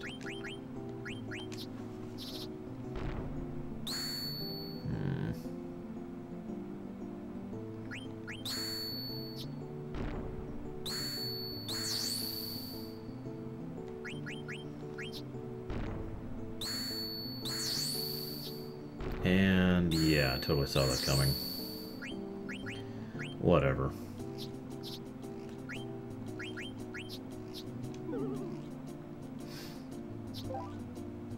Oh, I don't know, Solus. Let's see. Oh, God, I have no idea. I'd have to think about it.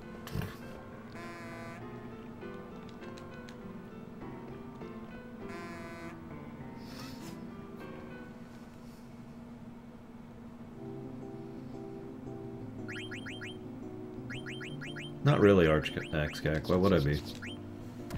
I'm getting bored of Tetramaster. I've only been doing this for like 10 minutes. Okay.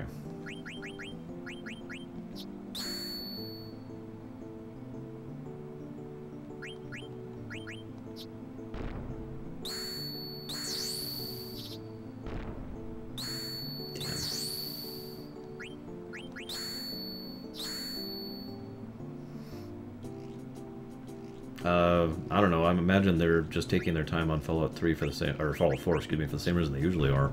Because they like to release a complete product before they punch it out. There, okay. And again, notice that I won pretty much without trying, because RNG!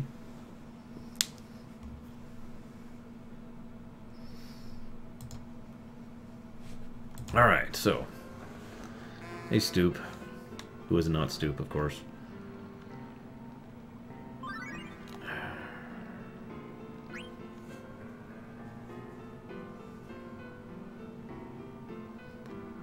A Tetramaster lore run. Okay, so Tetramaster is secretly evil. This is terrible. Why do you need Gil to eat anything? I cannot eat without Gil. Light on water looks like food. It's just illusion. But maybe real. No, I drown if I jump. But I... hungry. Hungry! Suicide, huh? I've seen many people suicide because of gambling debts. What a shame. Rest in peace.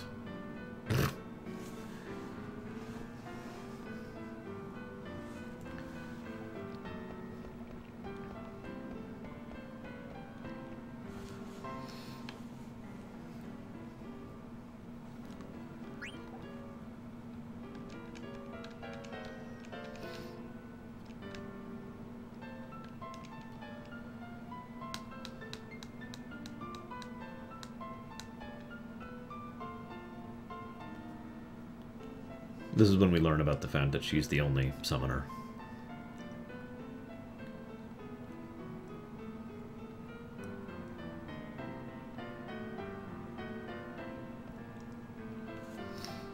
So, we haven't talked about that yet.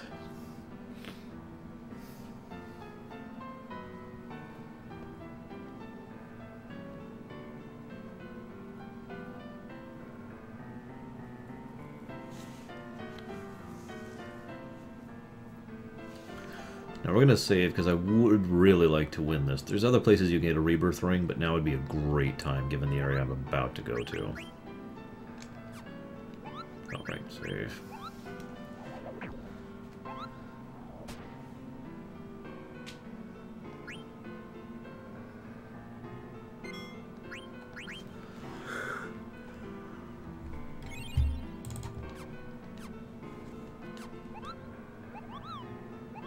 Alright, let's do this, guys.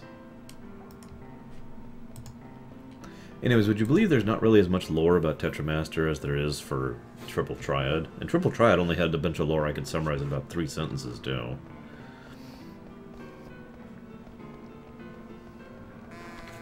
So, it's time to meet the champion, Sailor Girl Aaron. Except it's actually Sid. Now, This is pure RNG. Whether or not you're going to win or lose this, his cards are completely random. He'll always use all Oglops every single time.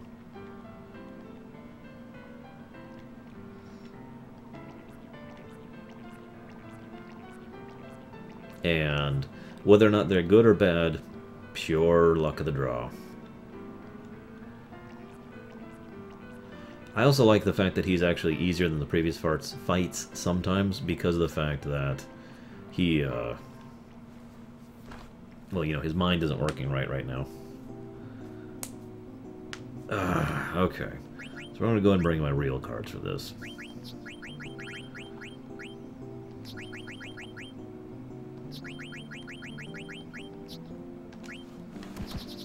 Please don't make me go first, you dick. Okay.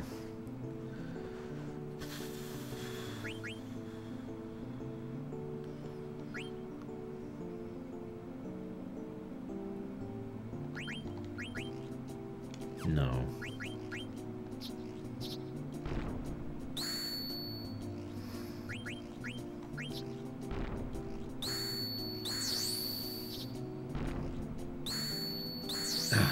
Crap. Okay, that's bad. That's pretty bad.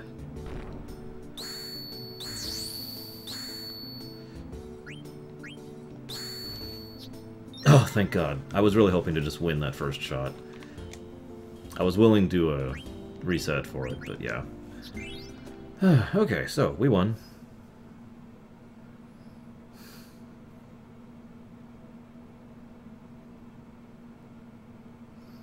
Let's see. And we got the rebirth ring. Hey.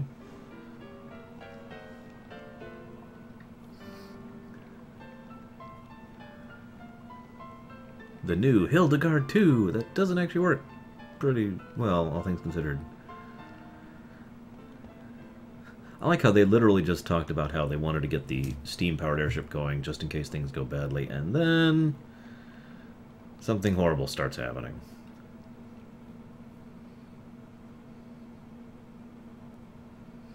Let's see, Mystic Knight for Rex, Time Mage for Samurai. Yeah, I could go behind those.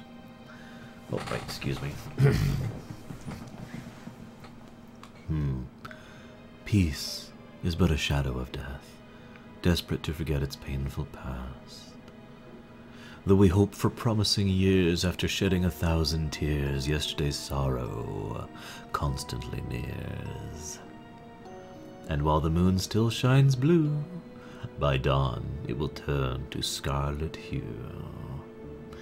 Ah, what an auspicious day for Alexandria.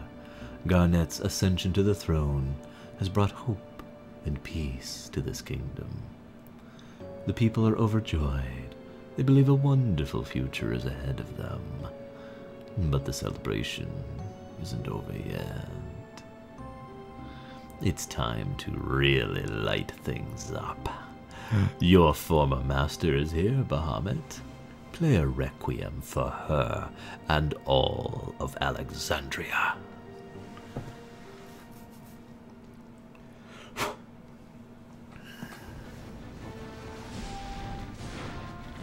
And again, Eidolons are good at mass destruction, not personal destruction. So, Alexandria's screwed.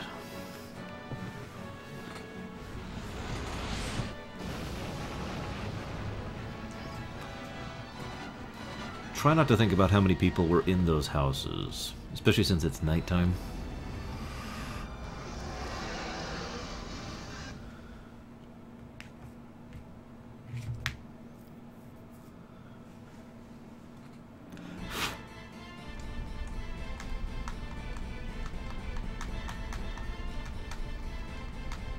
Run, Hippol. I trained you once. That should be enough.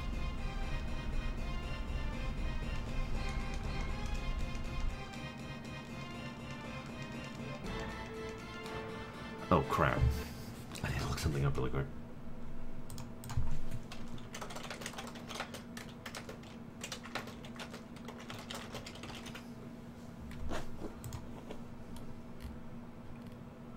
Okay, here we go.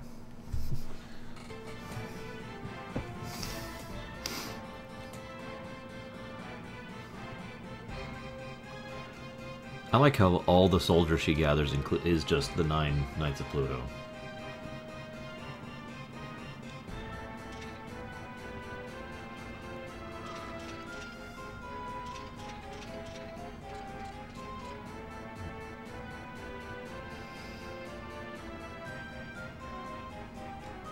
Okay.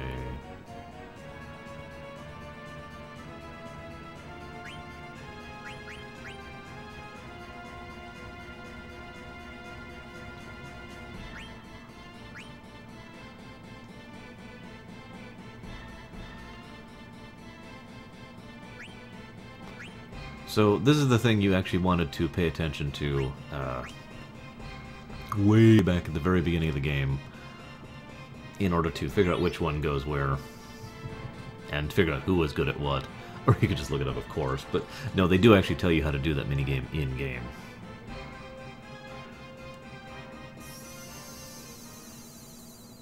Uh-oh.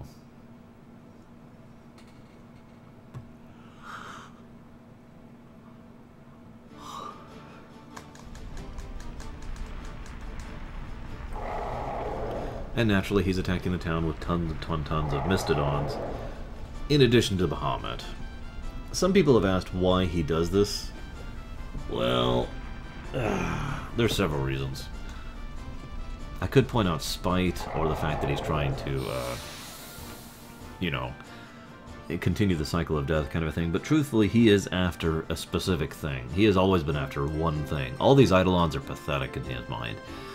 Remember, the only thing Kuja really values is the uniqueness of individuality and that kind of a thing. So what he actually wants... Actually, she knows life, doesn't she? So the only thing he really wants is the Eidolon.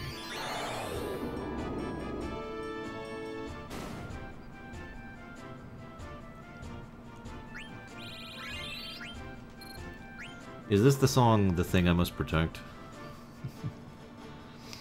But yeah, it's so very Kuja in personality, because he's got so much power at this point, just with the Eidolons he has, but that's not enough. That's not what he actually wants. I also like this event because it really demonstrates how... several things, in a nutshell. First of all, it demonstrates how powerful Steiner and Beatrix are, and how good of a team they are, romantically or otherwise, but mostly I mean in terms of combat. And then, I love this scene because it emphasizes something that too often they ignore. The Alexandrian military has been curb-stomped, and they have no capacity to actually deal with this invasion. Protecting my devotion, thank you. So, I like the fact that it emphasizes that so few of the people are actually fighting, and that's one of the reasons why Steiner and Beatrix are out themselves personally, is because so much of the military is gone. I should probably go ahead and equip Steiner for this, even though this is a really easy series of things, because it's all Mistodons. This is one of the other auto-trances that happens in the game.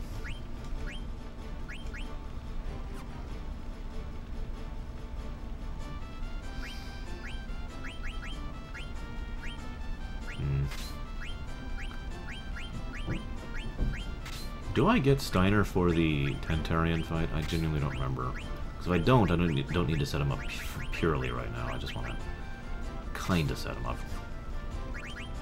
Let's see here.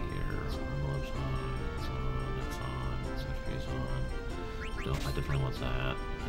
And I don't actually need that, but I do need that there. Oh yeah, I need to de-equip Beatrix too. I should probably have already done that.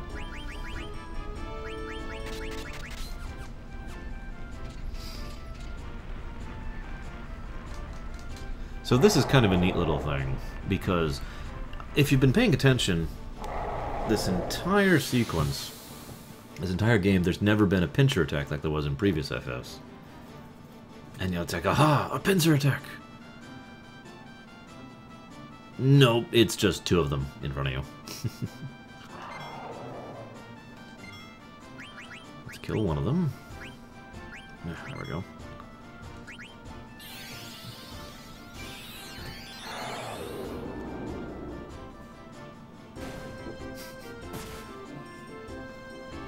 Sorry, Beatrix. You don't actually matter that much for these fights. I mean, you do, because you're making them easy, but, you know. Missed.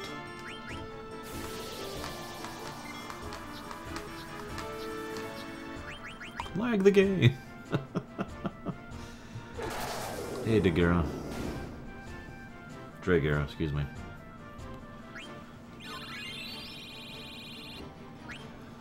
Sometimes during the game I'll actually kill her off during this section just to improve the exp that Steiner gets, because Mistodons are actually pretty good exp, all things considered.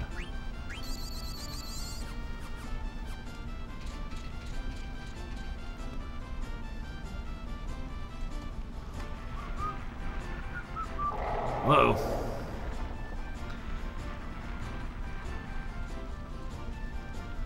Kill it quick! Gotta save the people!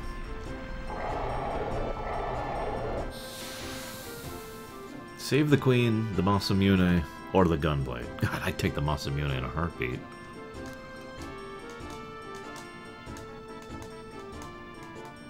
See you around, Isaac.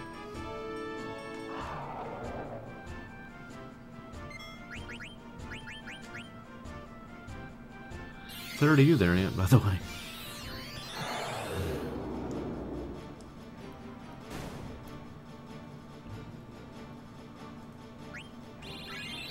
Sorry, I'm too in love with power, guys. I gotta have more power, so I need the Masamune, not the Save the Queen. It's a really well-designed sword, don't mistake me. Of course, I also like the broadsword style of swords like Steiner uses, and of course I love the katana style of swords. Oh.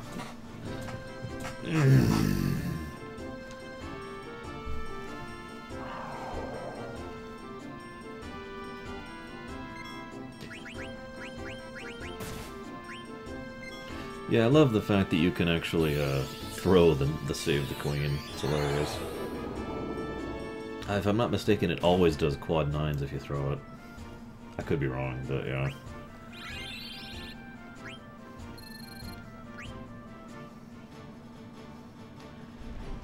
So yeah, Steiner and Beatrix probably haven't had too much time to talk with each other, but I like this because Beatrix says the thing that she should do. The tactician in her says we should retreat to the castle.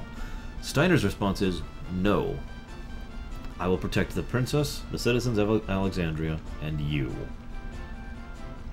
And I like that, because that's very Steiner.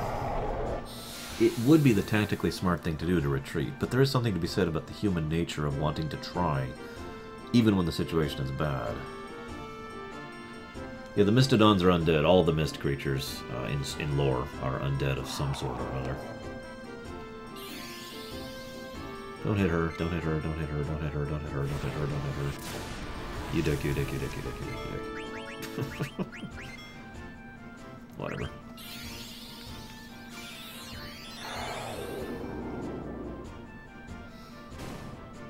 Yeah, exactly, Rory. I kind of like that look. Personally. But yeah, Steiner's gotten 2 levels out here. Just to give you an idea of how much exp I'm getting. I'll probably not get the Excalibur. I'm definitely not getting the Excalibur 2. I like this, by the way. Beatrix, there's something I must tell you. I... It's like, save your valediction, Ronnie. We'll live to see another day. That's so in character for both of them. He's trying to open up. She's like, look, I'll still be here tomorrow. You'll still be here tomorrow. Let's talk about it later, okay? And this is when he goes trance, as part of a plot event. One good thing about auto trances at the beginning of a fight, it gives you tons of time for your ATB to fill up while you're waiting.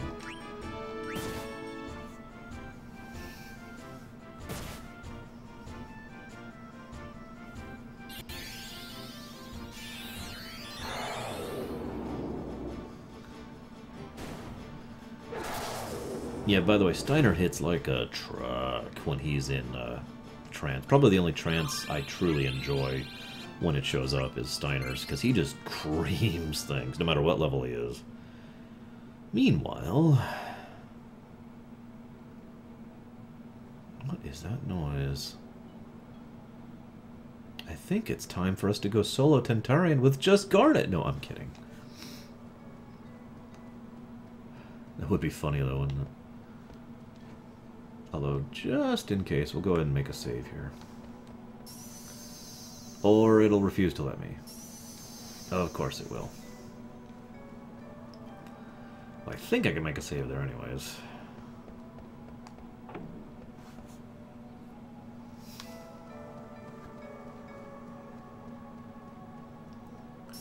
Whoops.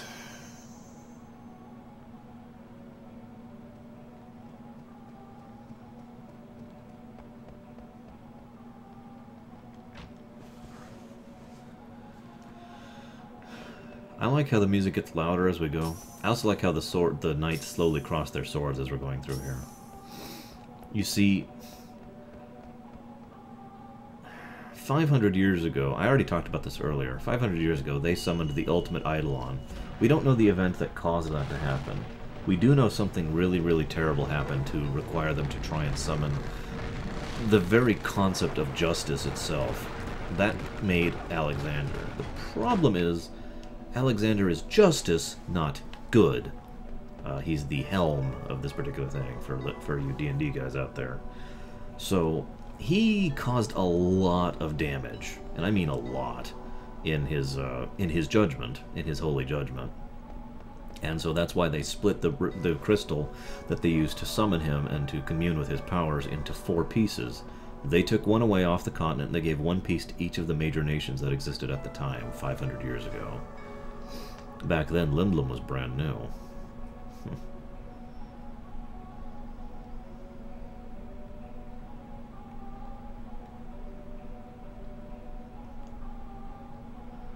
But see, the thing is, Eidolons have a degree of mind and mentality of their own. Not completely. One of the things I like about Eidolons in FF9 is what they are, their personality, their mindset, their emotions, are all based off the individual who summoned them and why they summoned them. That's why the creatures look so horrifying when Brand summons them and does terrible things with them. So yeah, the Hildegard 2 is pretty poorly designed. And it's literally just barely staying in the sky. Just picture the ship literally doing this. And you probably have a good idea of how bad it is.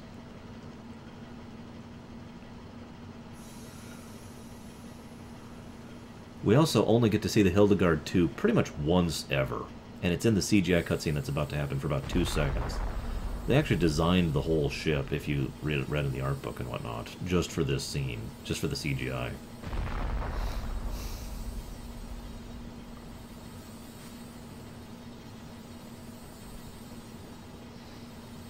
Aiko? Aiko? I have no idea, Stoop. Aiko! Wah! Now pay attention. Blink and you'll miss it. There's the Hildegard 2. And now it's gone.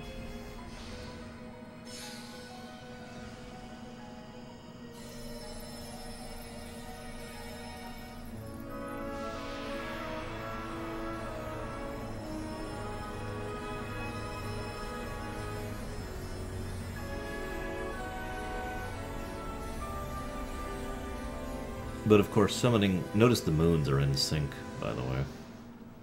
Summoning Alexander is not like summoning any other Eidolon. This is the Eidolon.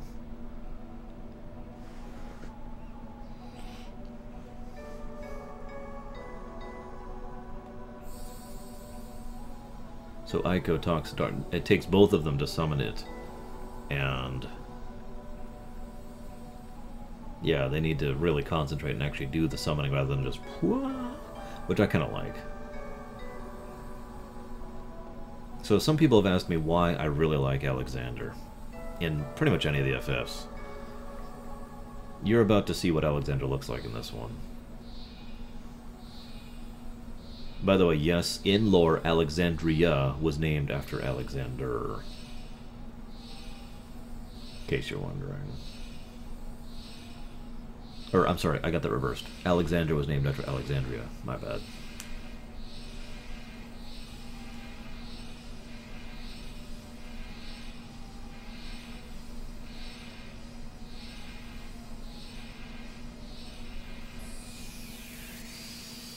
I love how quietly Alexander is summoned, too. Swoosh. No big noise. No big music. Just a quiet little string piece.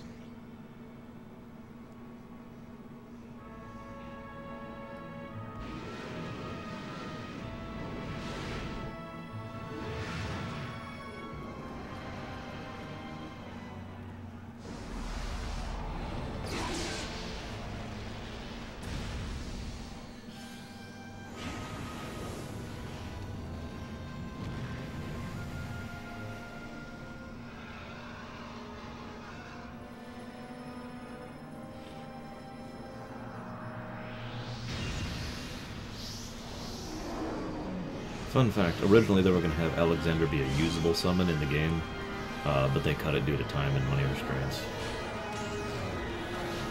So yeah, apparently, no matter how fast and strong you are, and agile you are, it doesn't matter if 7,000 light beams are coming after you.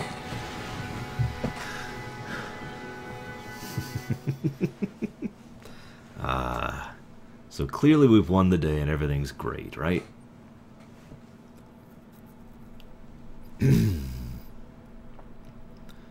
So beautiful. Alexander, the legendary Eidolon. So you wish to defend the castle with your brilliant wings. How admirable. Your powers even transcend Bahamut's. Alexander, I've been waiting for you. I've called a magic carriage for you. I'm sure you'll like it. Invincible, come forth. You're mine, Alexander.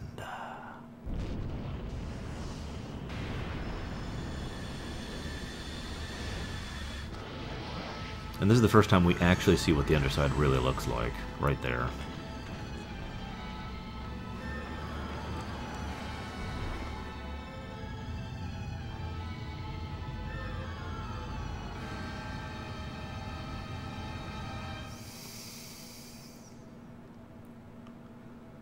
But you've gone too far, Kuja. I granted you the freedom to do as you wish in Gaia for one purpose only. Now that you have lost sight of your mission, I will no longer tolerate your actions. You have not the slightest idea of whom you are defying, but I will show you soon enough. You too, Vice. Unfortunately, Garland's will is far more the superior to be obeyed by the Invincible. And yeah, I don't feel like doing Garrosh for Garland, especially not that Garland. He's too much of a robot. What happened to the Invincible? Enslave Alexander if you have enslaved Bahamut. Could it be Garland? Impossible. Why would he come to Gaia? If it is indeed Garland, he must know my plan. But why does he assume control of the Invincible in this? No. No, he can't be.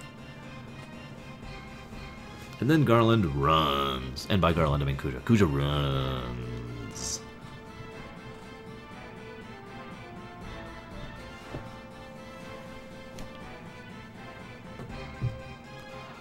You'll never see me coming. Alright, this is it, guys. The Tantarian. Take two.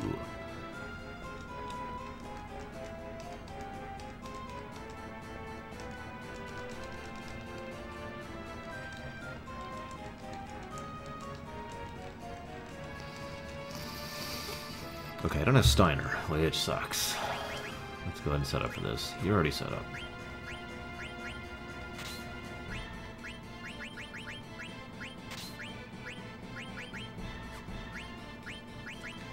This is actually kind of a crappy party to fight Tantarian with, but we'll do what we can.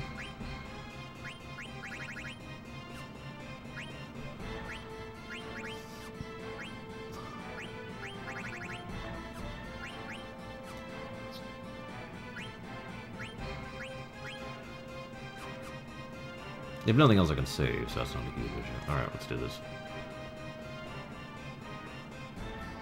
I might steal from him because I don't want to physical attack him. And I've got 3 physical attackers and 1 mage. That's one of the reasons I don't like fighting Tantarian this time, by the way. Steiner at least can do Magic Sword, and so you've got 2 attackers and you can work them down pretty quickly. I didn't mean to do that.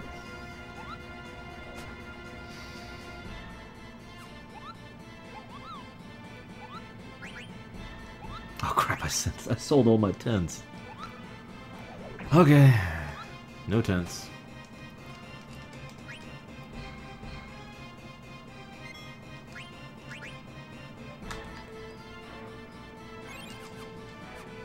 Let's do it. The main thing I'm worried about is the fact that I don't have antibodies equipped. I should make sure I'm equipped on that on everybody. Antibody. Why don't you have ability up on? Why don't you have anything on? We'll go and auto potion you, and hang on.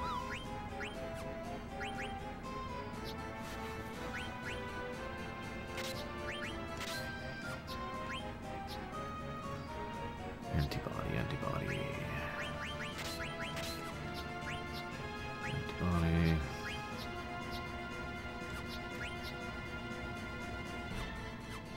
Okay. Hey, there's no timer.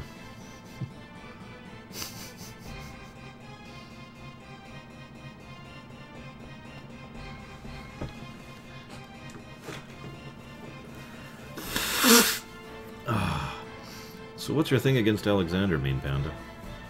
Just out of curiosity. Okay.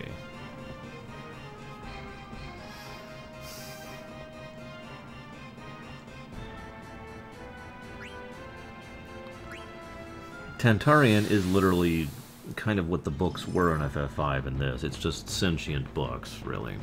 That's as far as it goes as far as lore. Sorry. Okay. Now I don't have minus strike, which is going to make this annoying.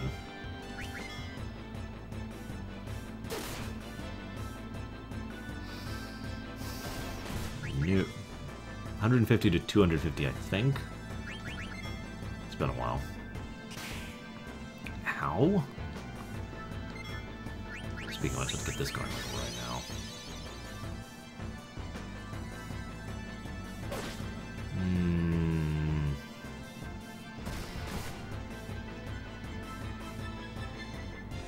Come on.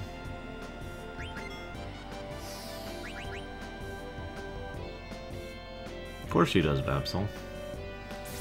Yeah, that's a good way to put it, Dragura. They're like the Grimoires.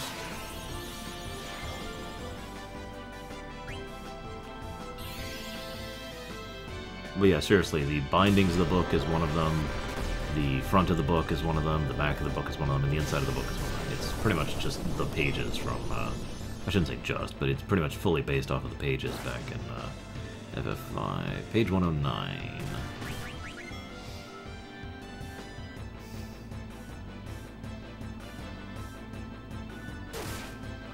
So that puts us at 136.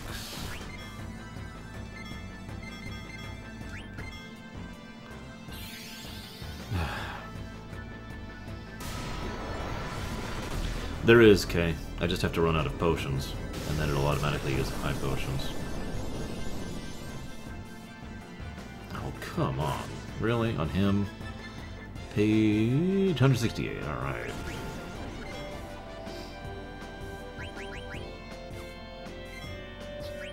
Don't you... Okay.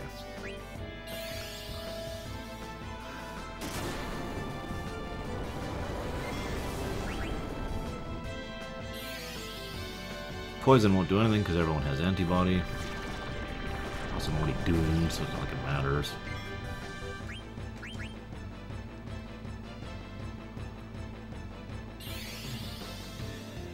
And I like how Omni dies before his cast animation even finishes.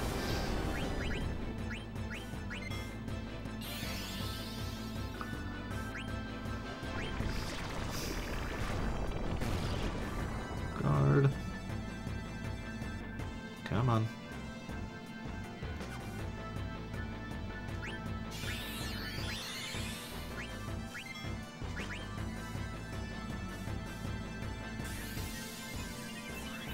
The thing about Tantarian is if you got it set up properly, he is a complete joke.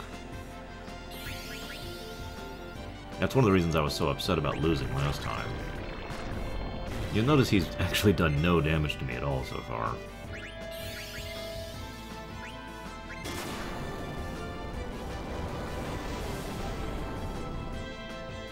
He's gonna go back into the book, probably now, actually. Because Vivi died.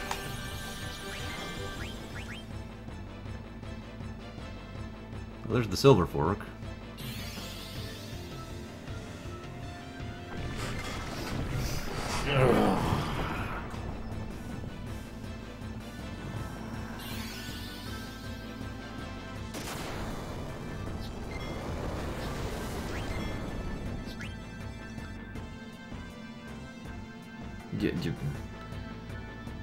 Back in he goes.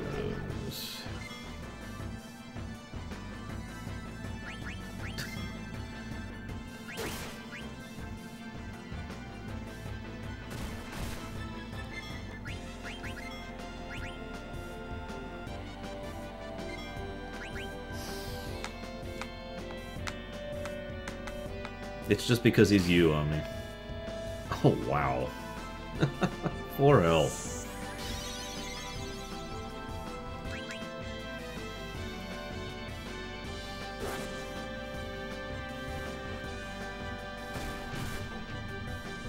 Very carefully, Dragura. Very carefully.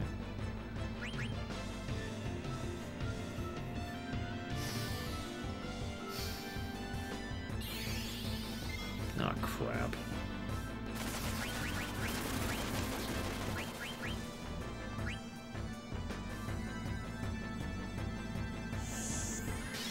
Well, I just lost all my focuses, too. Joy.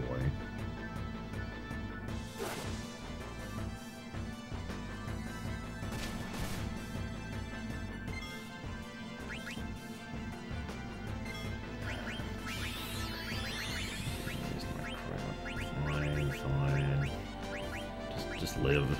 Just live. Don't doom Omni. Don't doom him. Yes, doom anybody else. Anybody else, but not him.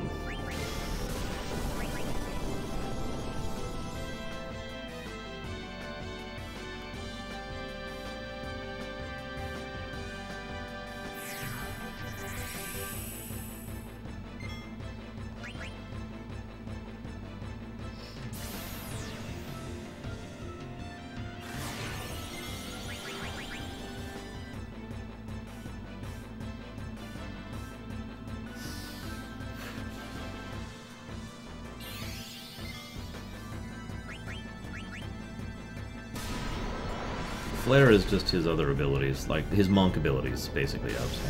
Did you just doom him? You... Okay, it didn't work. God. What are we up to? That was page 124. Okay.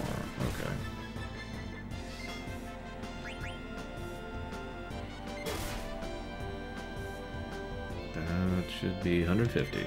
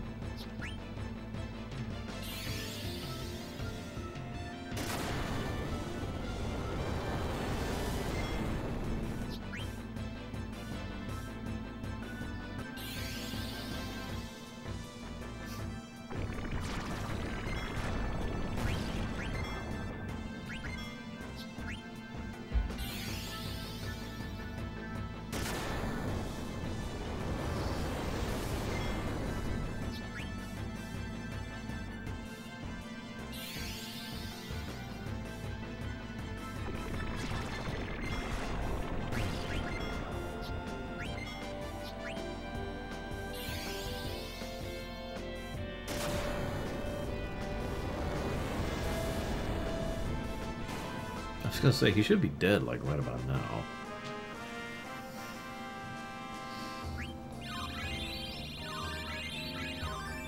Several levels. And the running shoes. Well, worth it. But don't worry, we didn't actually kill it. Poor guy.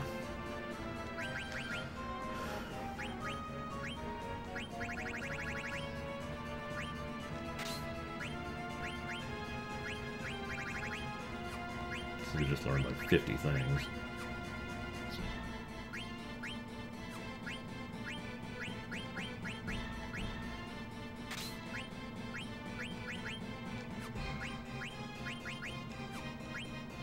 I guess it doesn't matter yet, does it? We're actually not going to be doing any fights for a bit, so we'll clean everyone up later.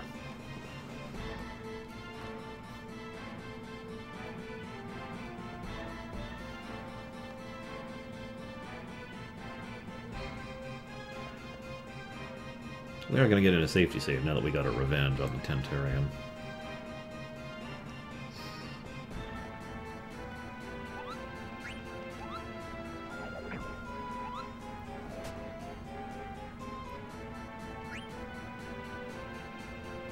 You know, that would make sense, Kay, if you think about it.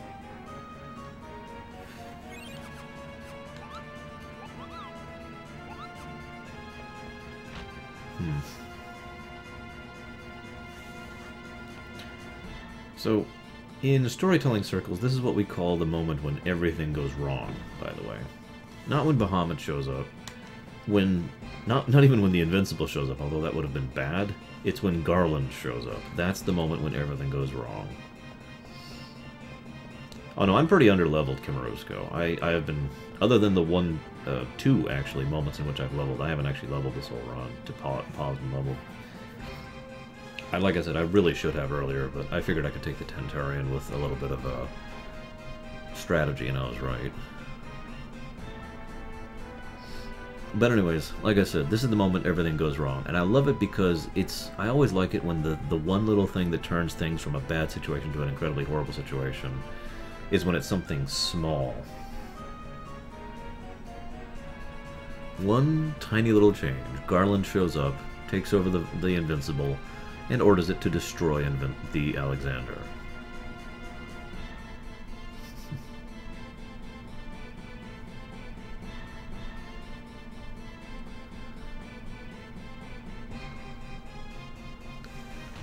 So Zidane tells them to rush off. No, I'm not going to get the Excalibur 2. I'm actually already too late to get the Excalibur 2. I'm already over the time for it. But no, we're about to get the ship, not the airship.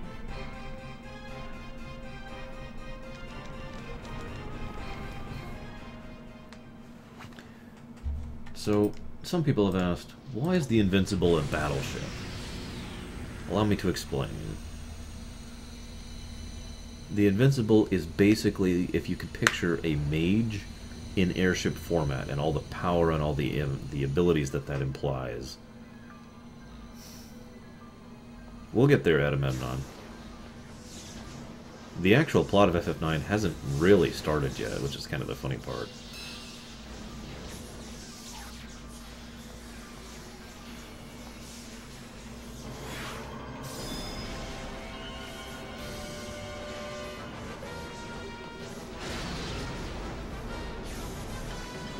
Alexander probably should have fought back, but in my opinion, I don't think it really had a chance to. But more importantly, I don't think they ordered him to, and I think it was... Like I said, an Eidolon is changed based off who is summoning. So I don't think they were thinking about using Alexander in that capacity. I don't think it occurred to Garnet and Aiko to do that. They were just like, get rid of Bahamut! Okay, now defend the city from whatever that is. That's just my take on it. I agree that Alexander should have at least fought back and lost, because, you know, that is how that should have gone. But it would have been nice. By the way, it hasn't actually even begun destroying Alexander yet. And yes, Einar, these videos are being saved for the future. Both locally and on Twitch.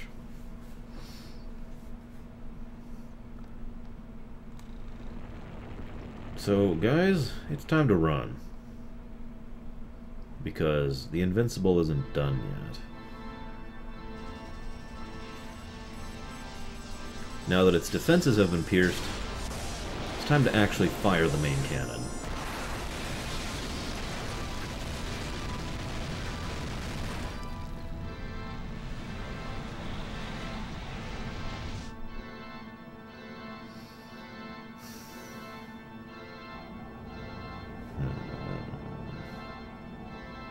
More souls have returned.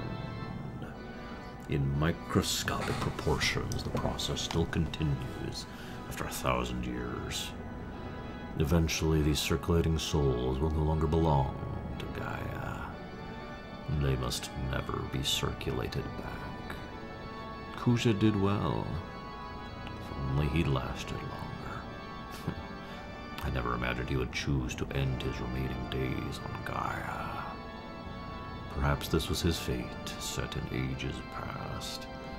I, too, cannot escape my fate. Someday I must face your counterpart. Do note that Garland is actually referring to the limited lifespan thing there, although it's only really obvious in hindsight. Meanwhile, on the other side of the continent, this is actually some time since the incident at Alexander.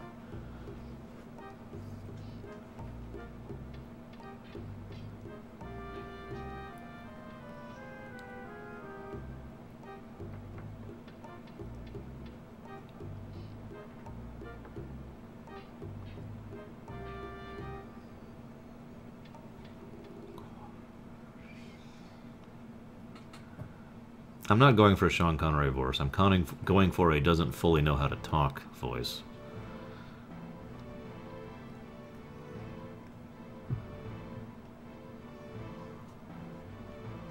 Hey, look, the chest is open again. Or closed again. Whatever, it's there again. Yay.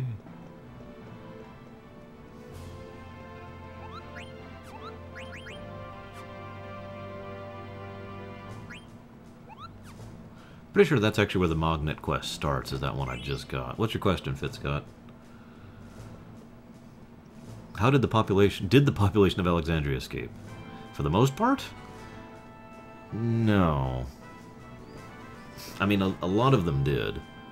I'd say about half if I had to put numbers on it.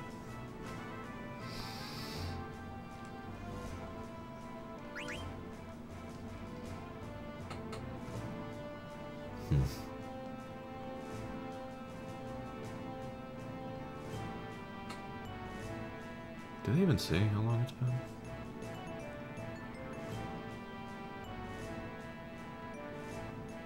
Three days. It's been 4 days, excuse me, to use that properly. It's been 4 days since the incident at Alexandria, as of this point in time. So it took them 4 days, by ship I might add, to go ahead and get back here.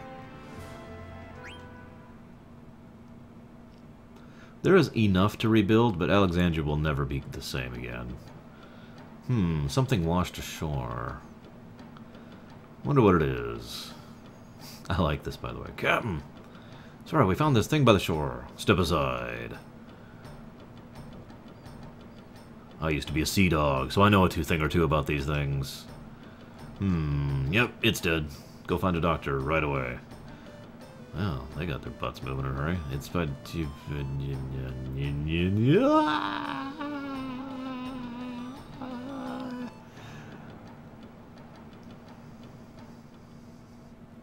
Freya's people aren't completely wiped out, but I'll tell you what, their gene pool just got a lot smaller. As for whether or not Burmecia can truly be reborn, debatable. Really debatable.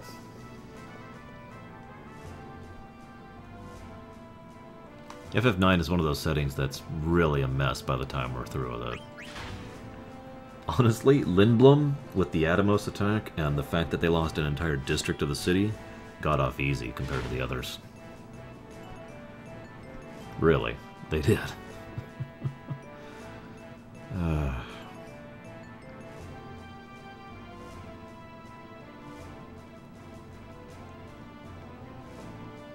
Thank you. You got it. Kiana shall eat the invincible.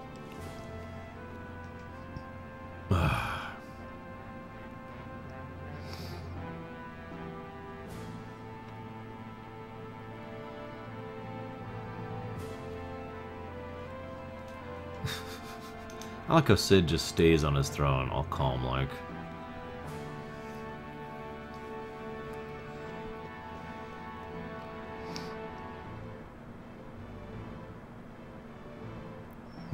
2 or 9? I'm gonna go with 2 was more screwed than 9.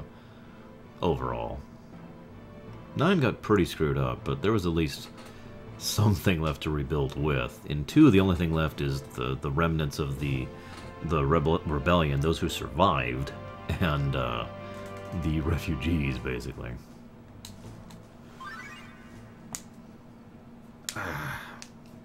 Come on, hand, work with me.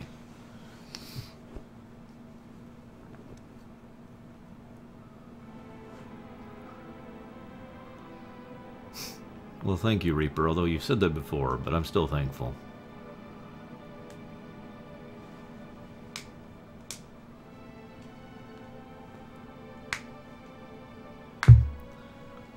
This is when she starts really, really mentally injuring herself. And, well, let's just say that, as I mentioned earlier, I like the fact that there's actually a physical change to someone who suffers a traumatic event. That sort of thing doesn't happen that often in fantasy, in fictions.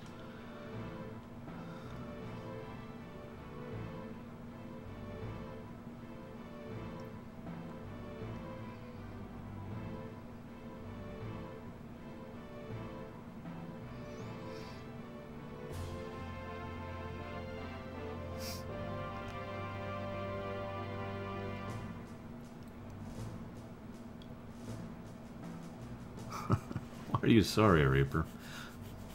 By the way, I like Amaranth's thought on this. Kuja's powers are beyond ours. How do you plan to fight him? So it turns out he escaped from the destruction of Alexandria with talking black mages, and the Hildegard won.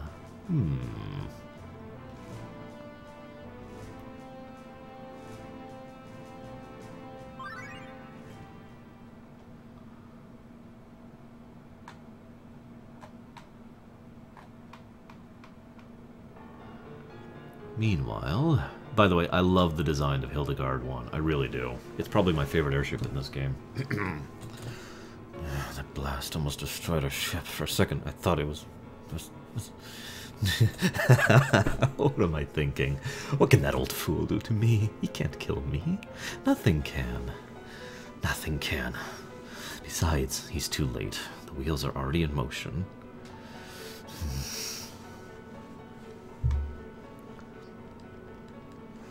I once designed an airship based off of the general design of the Hildegard 1 that I called the Iron Curtain. I was rather proud of it. I won't let him interfere. I won't let him interfere. What happened? Terrible injuries you have suffered. Shut up! If I can't have Alexander, so be it. I'll find another Eidolon soon enough. You! Mr. Number 234. I didn't ask for your number. Are the preparations complete? Yes. It's about time. Vice, your role in my play is far from over. I'm gonna go rest now. Get back to work. On paper, Dragera. I used to do a lot of design work like that.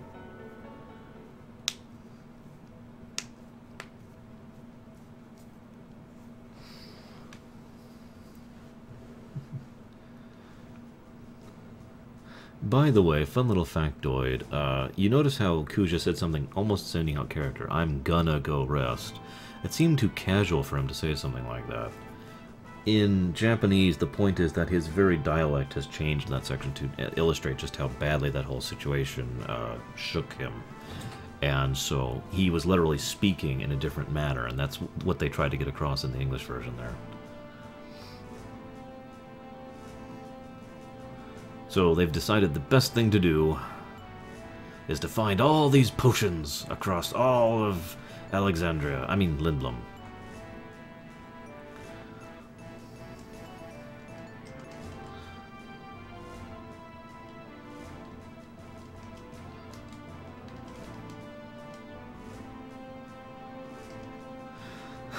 Now, a lot of people find this little minigame irritating because a lot of people just really want to progress with the plot.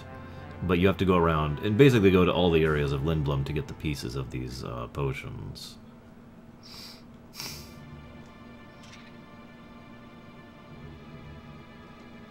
But again, I like the idea of consequences here because... yeah, Garnet actually lost her throat and lost her ability to talk. Which is not only cool in its own right, but it actually has a gameplay impact. She actually loses the ability to summon randomly based on this, which is kind of irritating, but at the same time, I like it because it is full-on story and gameplay integration. Where am I going? Guest room, right.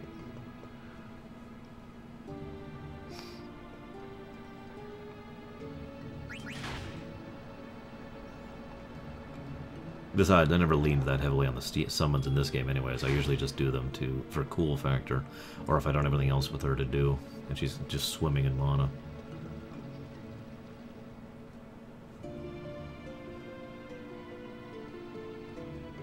Yeah, it affects her magic, but not nearly as badly. It's primarily a summon thing. She has like a 90% chance to not be able to summon. Actually, I think it's closer to 60, but still.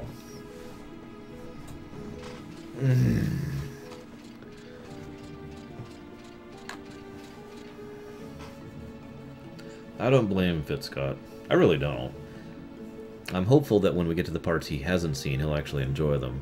But I'm only hopeful for that because I want him to enjoy them. If he doesn't, well, that sucks, but oh well.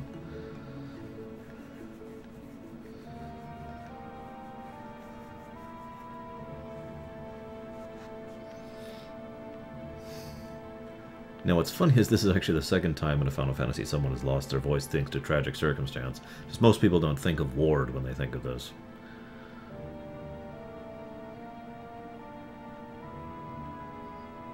But yeah, as Todd points out, this is not an illness. This is something caused by mental and emotional trauma.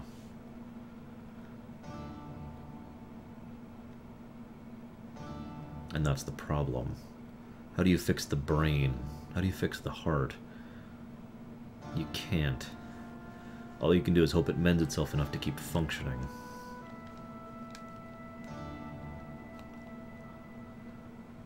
So that's one of the reasons I like that not only does this happen, but she doesn't get better for quite some time. If she had gotten better too quickly, it would have completely cheapened the impact of it.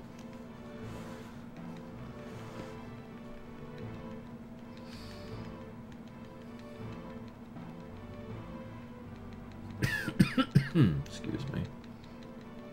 Would you guys stop pressuring poor Fitzcott?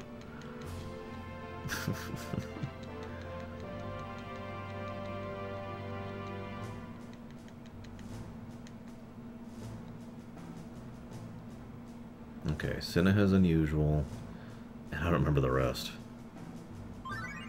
Whoops. Correct, I did.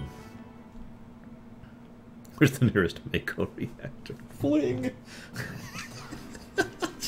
That would be terrible. Don't fall.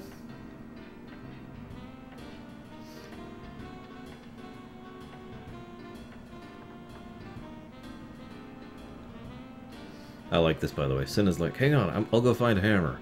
Mark is like, just let me borrow yours. What? No way. Nobody uses my hammer but me. No. No one touches my hammer but me.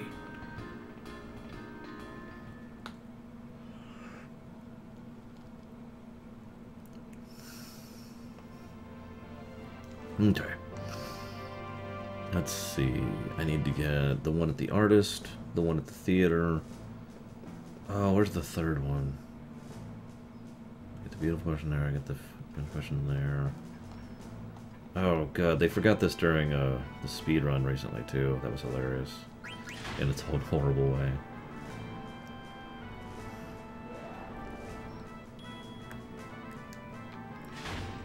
I don't blame you, Fitzcott. We've been trying this whole time to save the world, and we have failed pretty thoroughly and utterly. I was right up there with FF6 with, alright, we've done everything we can, and then the world got destroyed.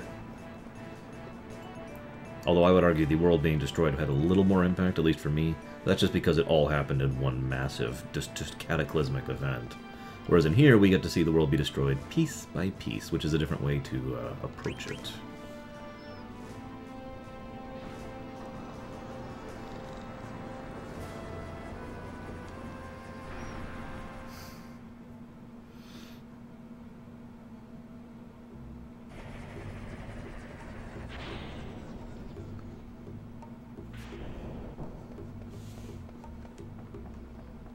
I suppose I should update this. There's so many huge sections of this game that has no combat, which I actually like, but I kind of forget to update the encounter counter sometimes because of that. So remember those two guys I mentioned way back in Disc 1 who we talked to and told them to go to Lindblom rather than Clara? Good luck. Well, look, they actually survived because they went here and not Clara. Again, that's just kind of an irony. But there it is. Worked out well for them. Which I'm glad. They even had kids. No, Tall. I doubt I'll ever do a Ruination. I might do a Lamentation again. Ow. And again, a few Burmesian soldiers survived. But again, these are the Burmesian soldiers who left from Burmecia, not Clara. Pretty much no one survived Clara. I think a grand total of 3 people survived Clara.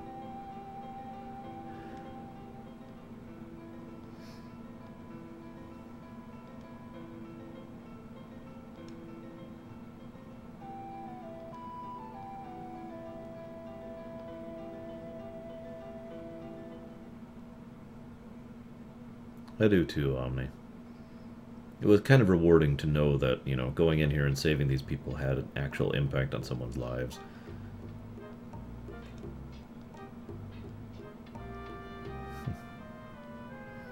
And of course rats, so yeah, 2 people just had 5 kids, pretty much just like that.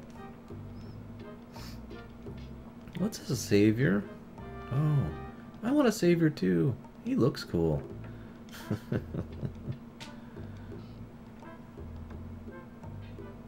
Yes, the King of Burmecia is also dead. Let's see, Fratley survived, Puck survived, and Kiena survived, and I'm pretty sure that's it. Oh, that's easy, Fitzcott. Although I actually explained that earlier. Basically, the other continents were emptied about 8 centuries ago to now, as everyone migrated to the Mist Continent thanks to a certain incident with the summoners. However, we don't know the exact circumstances what happened. We do know a lot more people used to live back out there. In fact, Mount Guru or Gulgu or whatever is a great example of that.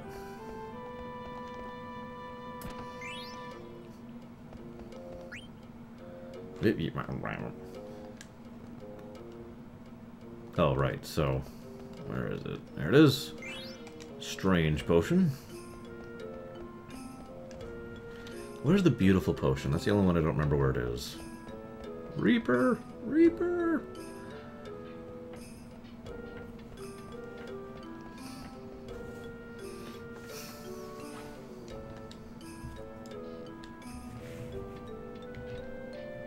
Oh, raise the roof.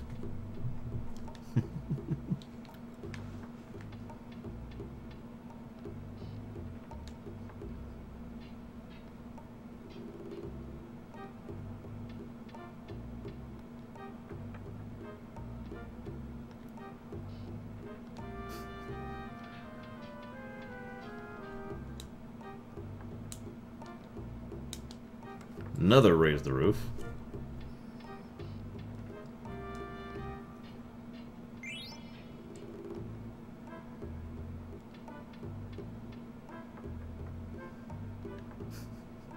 I like how they're all like, huh?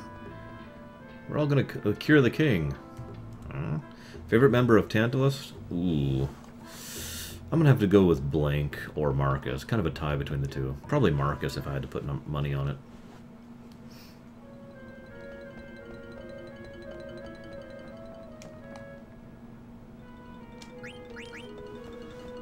I need to go to the business district anyways, so why not?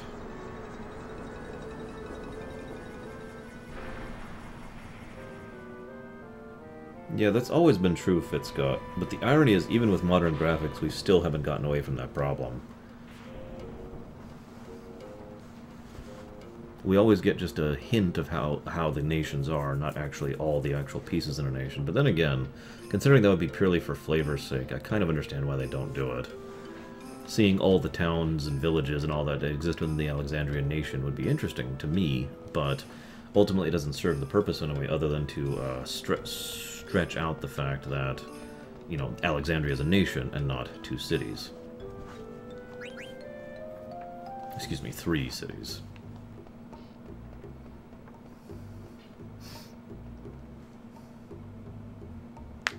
I would disagree. I feel FF12 still doesn't really have the feel of what I think it should be like, but that is just my opinion, of course.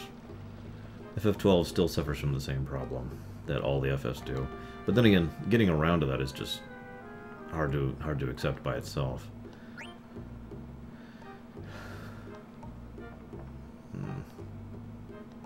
Whoops, not what I meant to do. What I meant to do is this.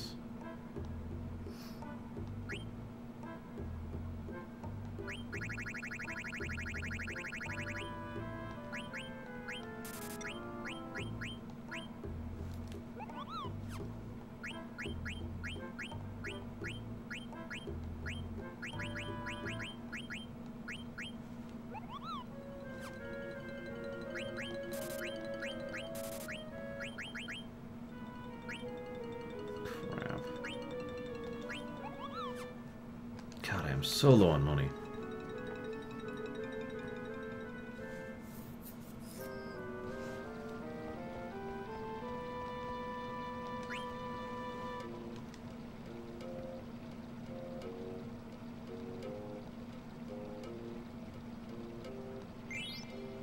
Thank you.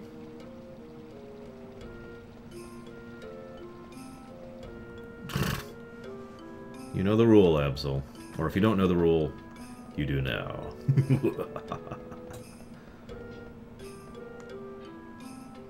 Man, it's still snowing out there. That's insane.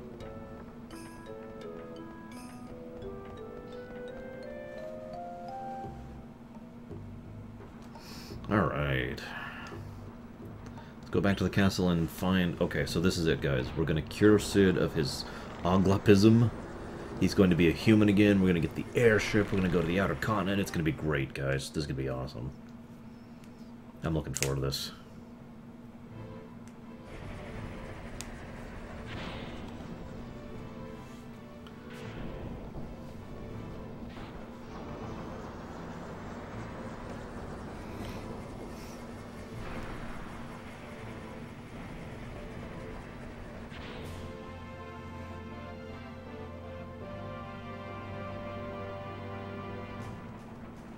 No, Einar, you're not alone. I wish the Invincible had better music, frankly.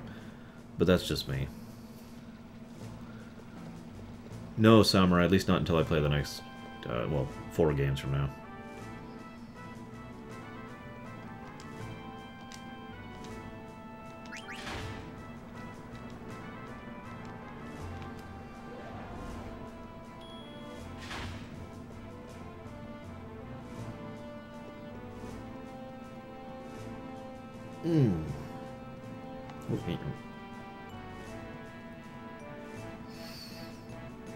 It's almost a shame, because the game I really kind of want to play the most is actually 12. And that's been true since pretty much the marathon started. I actually was really in the mood for playing 12 until, you know, and then I actually stopped myself because, you know, I was about to do the marathon like a week later. So I was like, okay, I won't play FF12. I'll wait until the marathon. Alright, this is it, guys.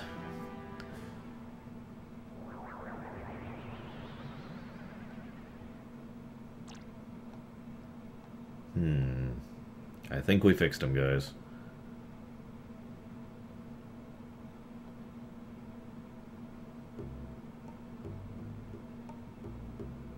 And now he's a frog. Also known as the best frog of light ever. He's got the mustache.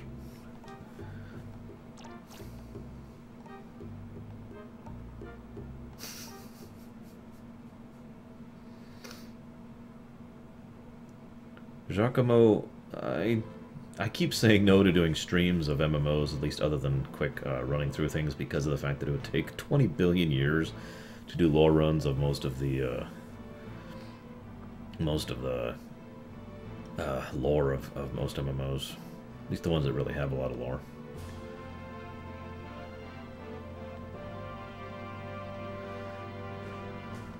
So we're actually going to refurbish the ship that we came back here on.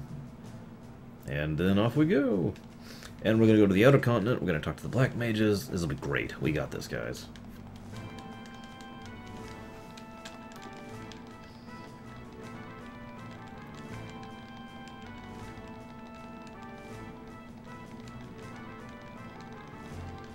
And yes, now he goes ribbit instead of guac. Guac, guac, guac.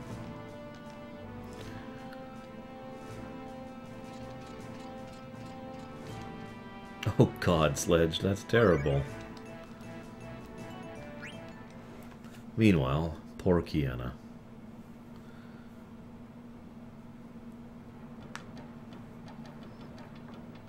Fresh Geisel pickles. He's, of course, completely lost.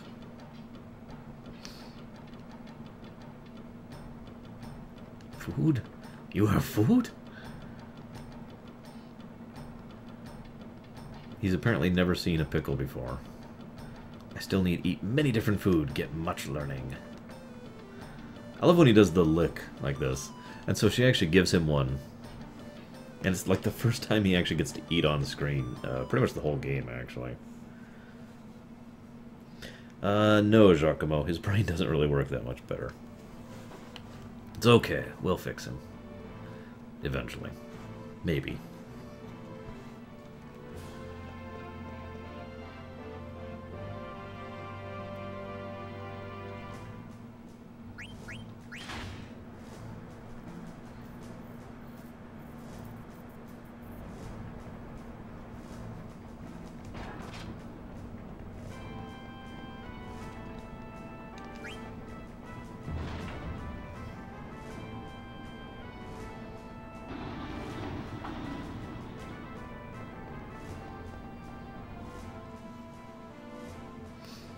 Yes, but at least he ate something, Zed. Hey, look at Z-Bolt. It's like the first time we actually see him. He also has a massive mustache. Just about everyone in Lindblom of Authority has a massive mustache.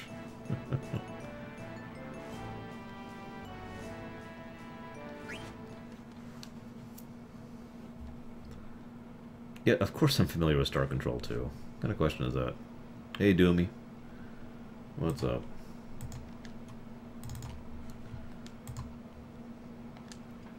Hey, Kiana. Wow, really?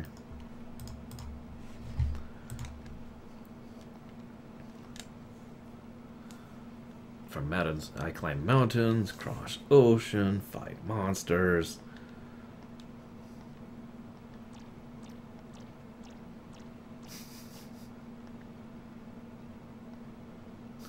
By the way, look at Kiana's reaction to Sid.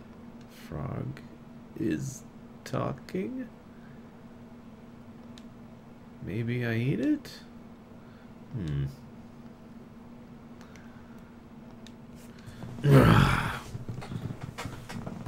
Okay. Let me think about this. Given what I'm about to do, we're gonna go ahead and bring... Ugh, she is really low level. You, because you're absolutely required for this upcoming section, and you, yeah, you. They were made at about the same time. They shared a lot of assets, both art and musical, and by a lot of the same crew. So that's one of the reasons why. Whee! And we finally have a ship. This is actually the first vehicle that isn't a chocobo that we get in the whole game. Whee! Whee! Okay, I'm done, guys.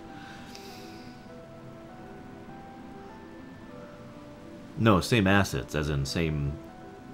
You know, if you don't know what I mean, never mind. I don't know how to explain it. What? I needed a level, Absol. Especially given what's about to happen.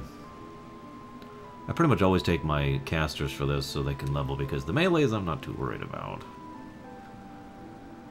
Bum bum bum. Bum bum bum bum. Where is a beach? There we go.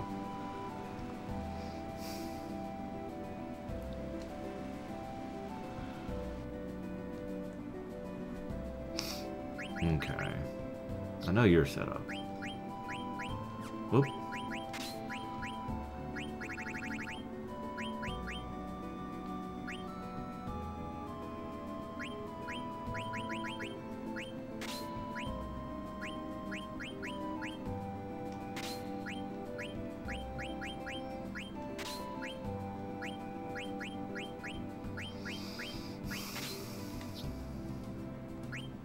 Does she already know?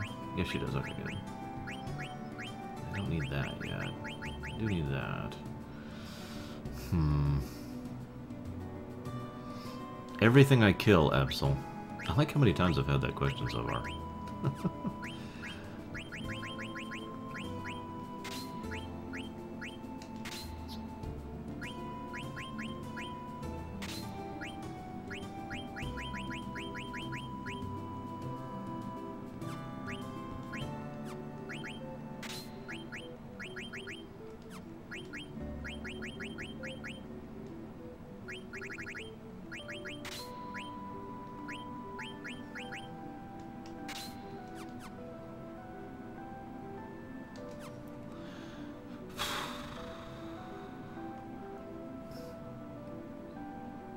I landed in the wrong area.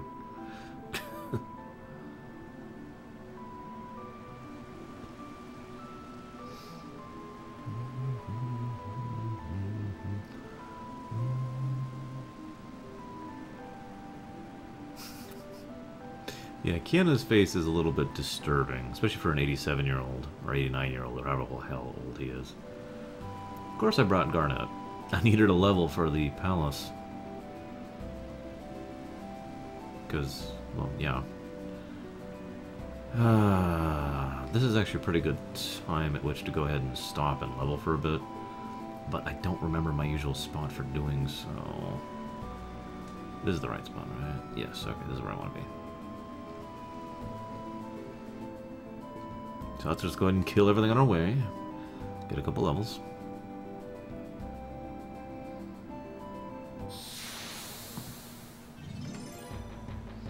But yeah, I definitely want to have a couple levels before I hit the palace. The boss is easy, the enemies are not.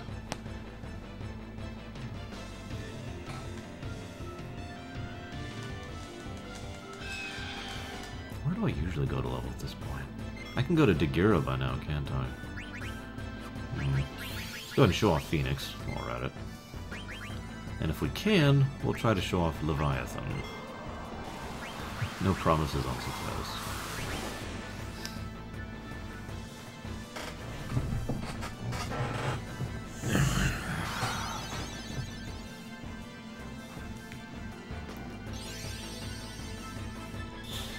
Oh, that would be awesome, Bowman. Set him up as a Dragoon. So this is Phoenix in FF9. Like I said, I really like the FF9 summons.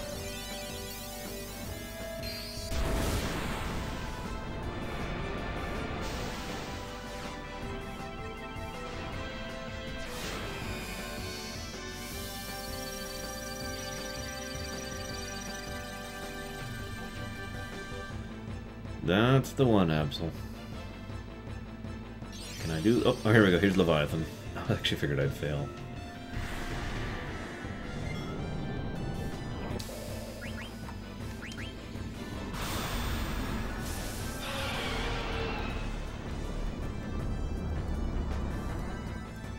That's pretty cool looking, actually. I dig the teal and purple look. And the way it does the tsunami.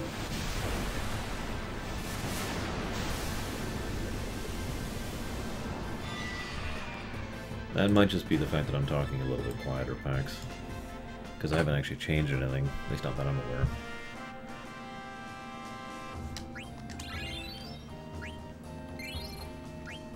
I'm trying not to wake up a certain young baby.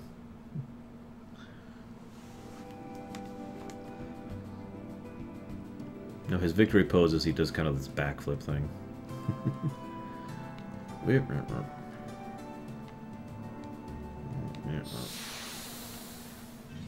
Where's the... There we go.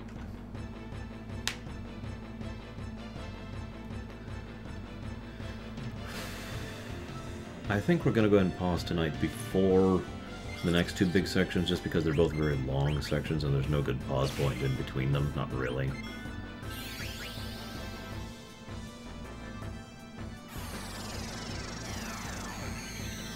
Oh, god damn it. Really? Really? You're gonna make me do this? See you around, Fitzcott.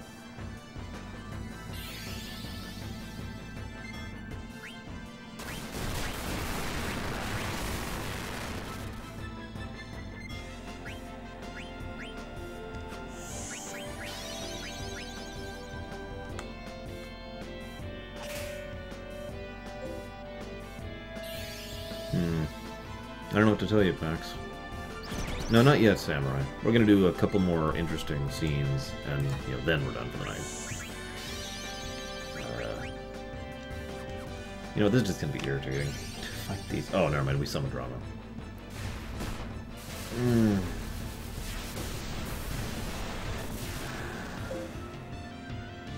Well, here. Does this sound any different? Or does this sound any different? I mean, nothing's actually changed here, other than the fact that I'm relaxed. Maybe if I change the mic to actually face me like that, that would change something. Otherwise, I got nothing. I have changed nothing.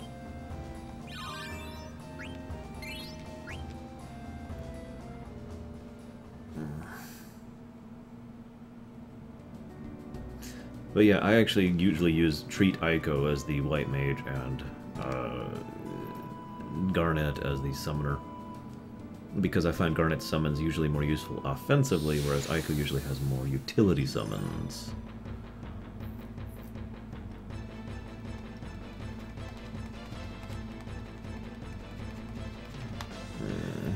It's probably the fact that I'm actually trying to relax and not hurt my neck tonight. Not really, Kimarusko, but that's only because I don't actually have money, and, you know, that is an inhibitor, believe it or not.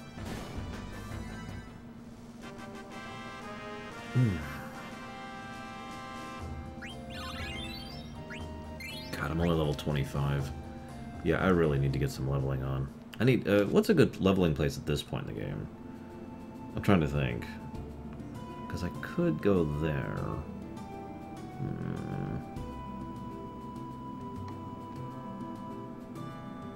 No, that wouldn't really work.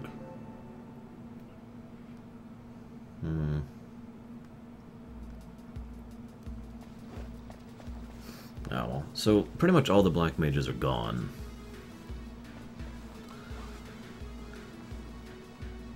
Some people have asked, why did Kuja even bother with the whole using the black mages thing?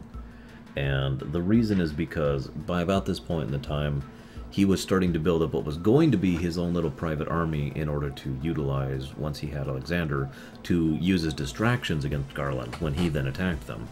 Of course, that didn't work out at all, and his plans kind of dissolved, and that's why he's just kind of now stuck with the black mages, even though he's not even sure what to do with them.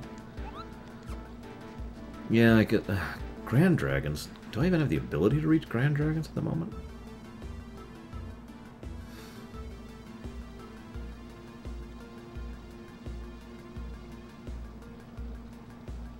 I guess I do. Just a long frickin' irritating path. Although I could get level 5 death really easily at this point, because I can get the zombie beach, or the zombie whale. I need to show you the guys the zombie whale anyways, because it's a zombie whale. I mean, come on. So number 288 is the only, well, one of 3 left behind. Kuja said he knew how to extend our lifespans, so everyone followed him.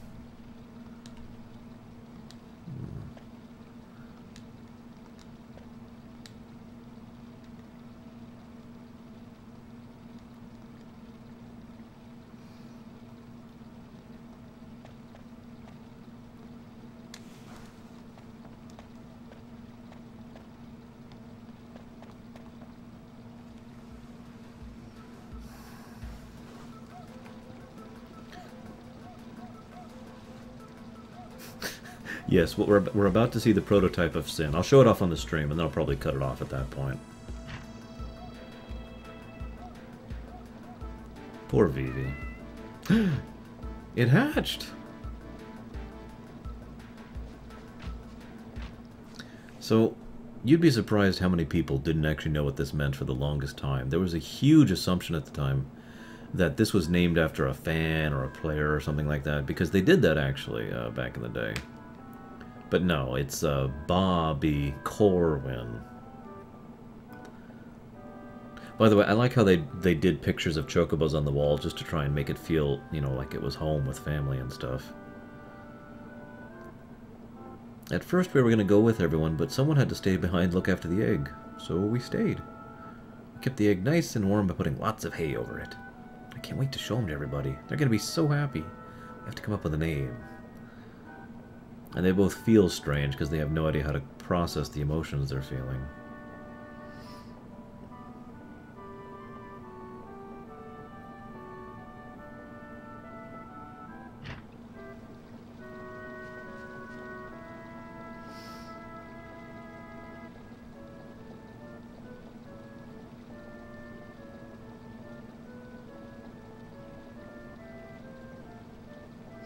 But yeah, Boko, as in the Chocobo from FF5.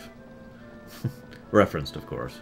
Clever way to reference it. Probably one of the most quiet references in the game.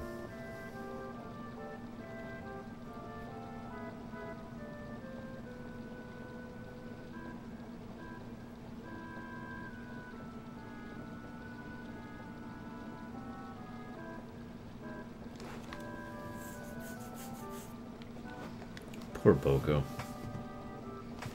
Oh, now what?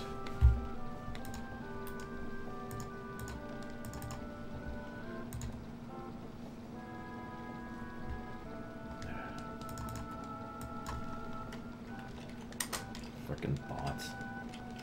Leave me alone, you stupid goddamn bots.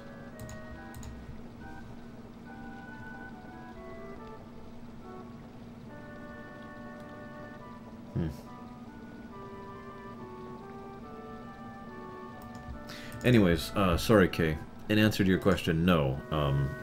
The Red Rose was not actually present there. After all, it couldn't be, because it was a mist airship. It had to function on mist. There was no mist, well, anywhere at the moment. So they kind of had to abandon the mist and the airship. The only time they were able to use it again was after the mist. Well, you know what happens, but yeah. That's why the Red Rose basically isn't seen until fairly far into the game.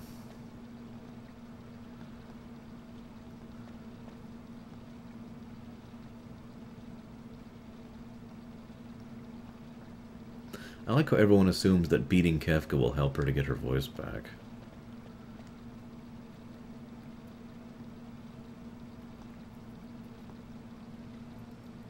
Okay. So, I just like to say this music rocks, by the way. Alright, so let's go ahead and show off Proto-Sin. See, way back when Yu Yevon very summoned the very first Sin and kind of lost his mind attempting to control the thing, what you're about to see was the result. Dramatic pause. Yeah. Okay, not this.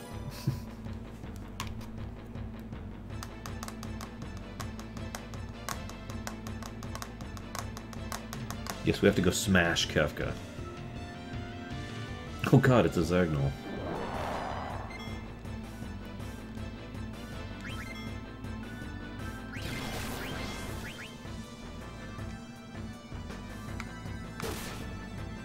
That might be too much.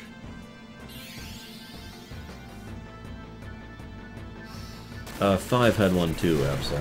3 and 5 both did. Okay, that kind of hurt.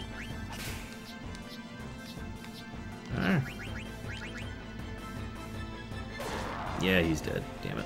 I was gonna try and eat him. I don't even remember what Zagnols give if you eat him.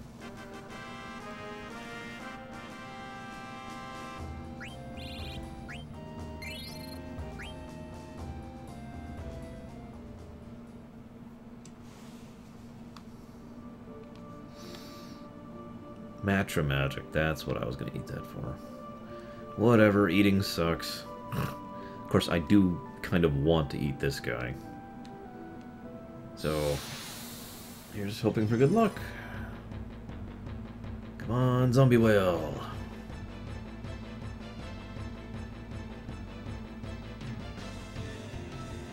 Nope.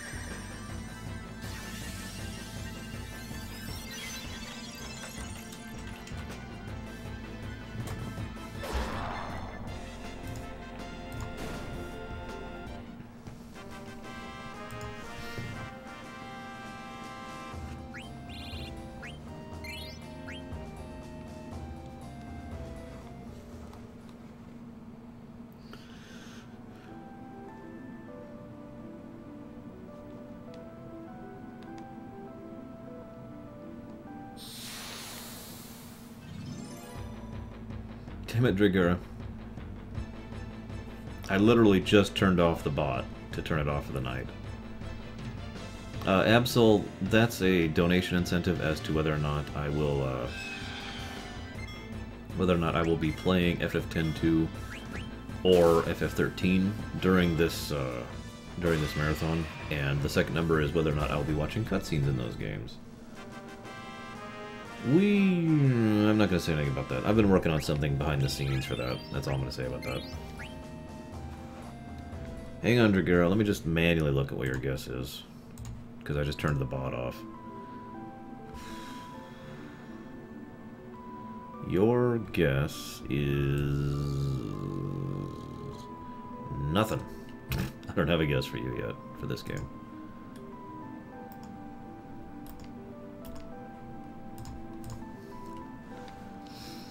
I swore you could get zombie whales here, too. I think it was like a 1 out of 10 chance. I'll look it up.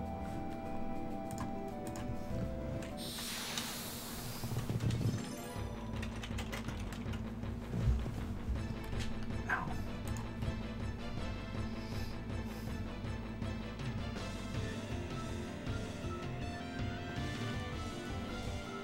Yep. 1 in 10 chance in this area right here. It's a higher chance elsewhere, admittedly, so I might want to go ahead and go to the other continent. Damn it, I just want to show off this stupid whale so I can go to bed.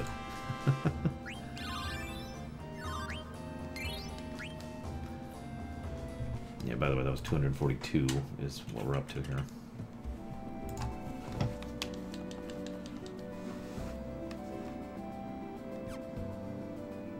One more encounter, then we'll go ahead and move on to the outer continent.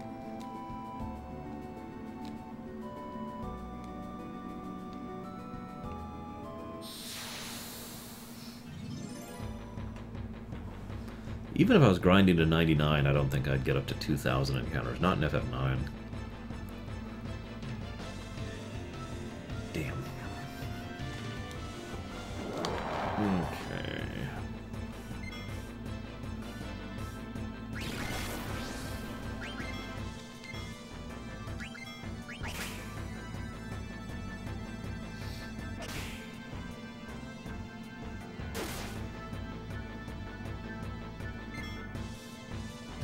Stole ore.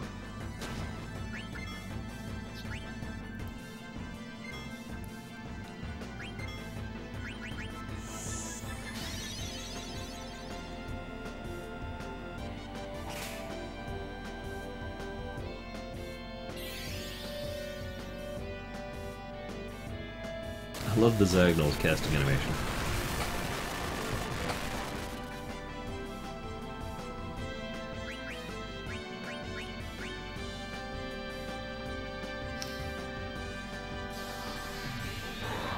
There we go. At least I got Matra. That has its own uses. Ow. Yes, Solus, although since most FF monsters tend to be hideously horrible, I think only certain types would be appropriate. However, I'll tell you one thing, I think a carbuncle Pokemon would be awesome, personally.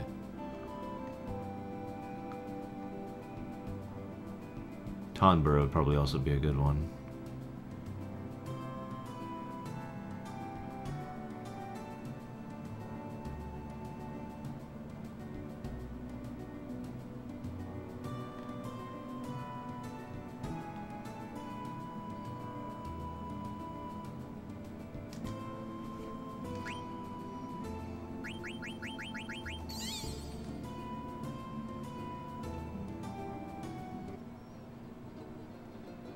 Shame you can't put them on the ship at this point. Wouldn't that be nice? Just hop on. Yay!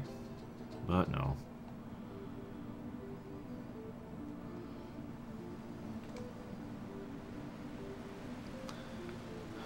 The eternal quest for a thingy continues. Actually, are there even any beaches out here?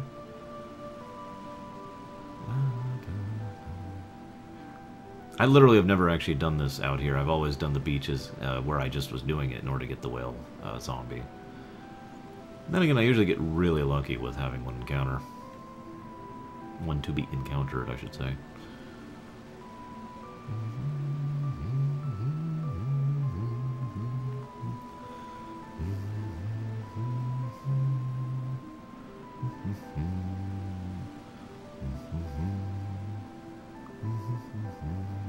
Yeah, I didn't really think there'd be anything here.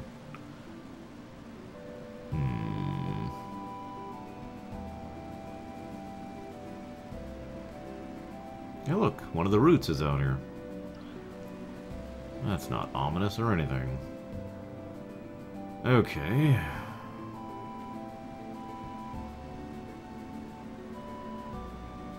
Going north where? North where, excuse me. By the way, for anybody who's wondering, this isn't it. It's actually this one over here. Hang on just a second. Is this it? No, it's not. Hang on.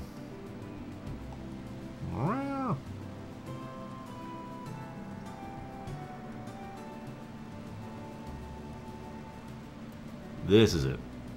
This is what I like to call Leveling Island. This is where you encounter the doom things that you basically have to have a very specific strategy for killing them, but once you do, you can just crush them, and they give tons of XP and AP. That's pretty much, that island is right there is where I level, for anybody wondering. Hey look, the map. Yay! And there's even markers on it. Woo. Okay, so, right. Dagero is right down there. On the other side, I think.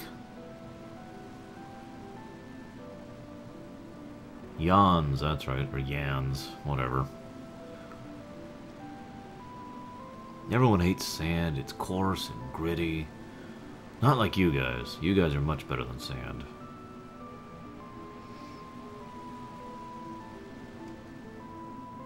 There is... actually, Harley, I have an encounter counter that's built in Java, but OBS doesn't like streaming Java for reasons that, if you know anything about Java, you probably understand without me even having to explain anything. So I actually do the real encounter counter on the Java thing. And the rest of it, I just manually update it. Okay, so... in this game, Giacomo? None of them. No city is safe. Seriously. Okay, I see a beach. I see several beaches. We'll go with this one. Oh my god, there's beaches everywhere.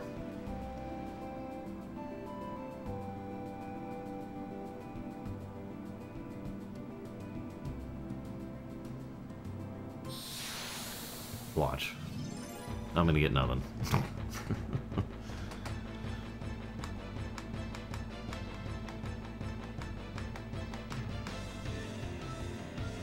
What the hell is that?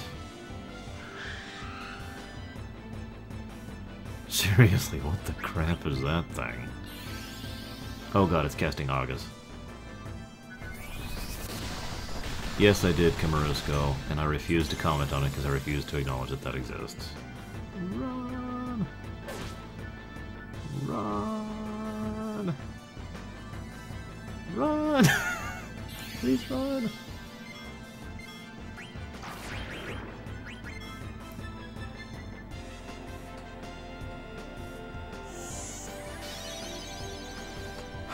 Okay, this is silly. I'm just gonna pull up my visual guide here and figure out exactly where the beach is that I was getting these at. Where was I fighting these suckers?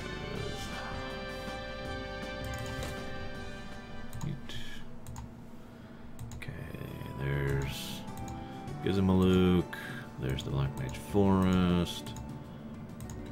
Whoops, it would actually be the next one, wouldn't it? I'm looking for it, Kay. God damn it. So impatient. What's wrong with you, man? I thought you were cool. But instead, you're terrible. Okay, so there's Alexandria. There's the horribleness. There's the whale zombie.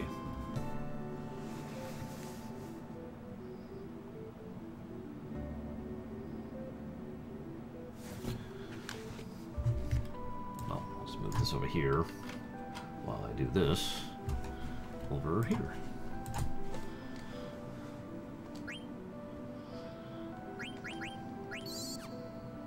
I don't have any tents still.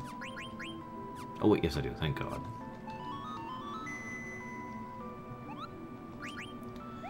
We need a Moogle in order to set up our tent. They're very, very specific in their design. That's why they have the pom-poms.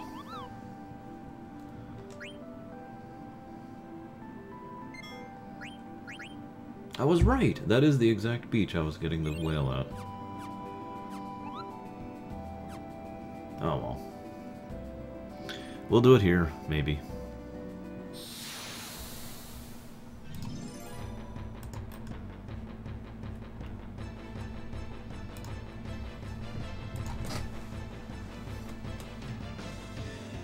There he is. There's the Sin prototype, just for you, Kay. You can see the resemblance.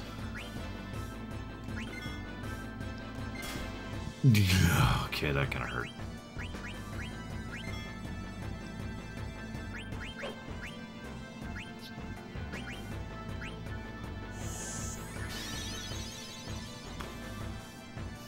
I used to be a programmer, but someone else made this one for me. As a kindness during the beginning of the marathon.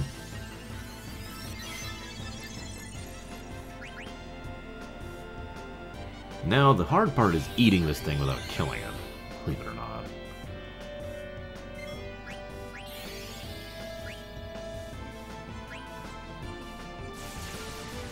There it is, Terra Graviton.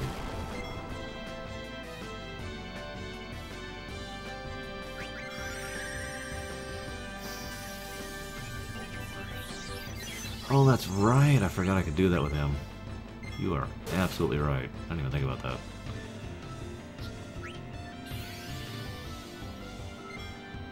Hey, Thane Krios.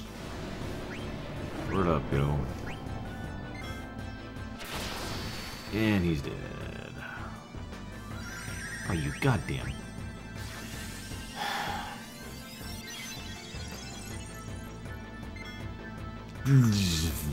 Frikaskamaya Tashk.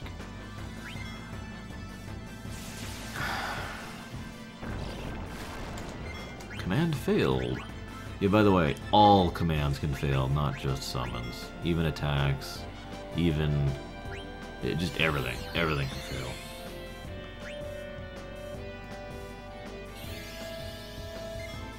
And here's its Ultra Graviton attack, by the way. Doesn't do anything, though.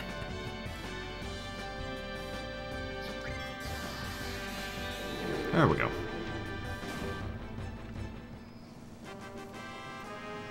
The reason those tend to be so deadly is usually I try to get that a lot earlier in the game, and those things can absolutely destroy you when you first go to the outer continent. And yeah, enough said, really. Okay, so that was it. Game over. We won. Seriously, though, I'm gonna go ahead and head to bed very soon here. I'm gonna take my pills, my help me go to sleep pills. And I'm going to go kill some Grand Dragons to prepare for the next section of the game. And if I do this enough, I shouldn't actually need to level ever again, actually, in the game. That's one of the reasons I want to go and do this now. So tomorrow morning at 11 a.m. EST, as usual, we will be resuming. Hopefully I will see you there. If I don't, I'll be very sad. One way or another, talk to you guys tomorrow.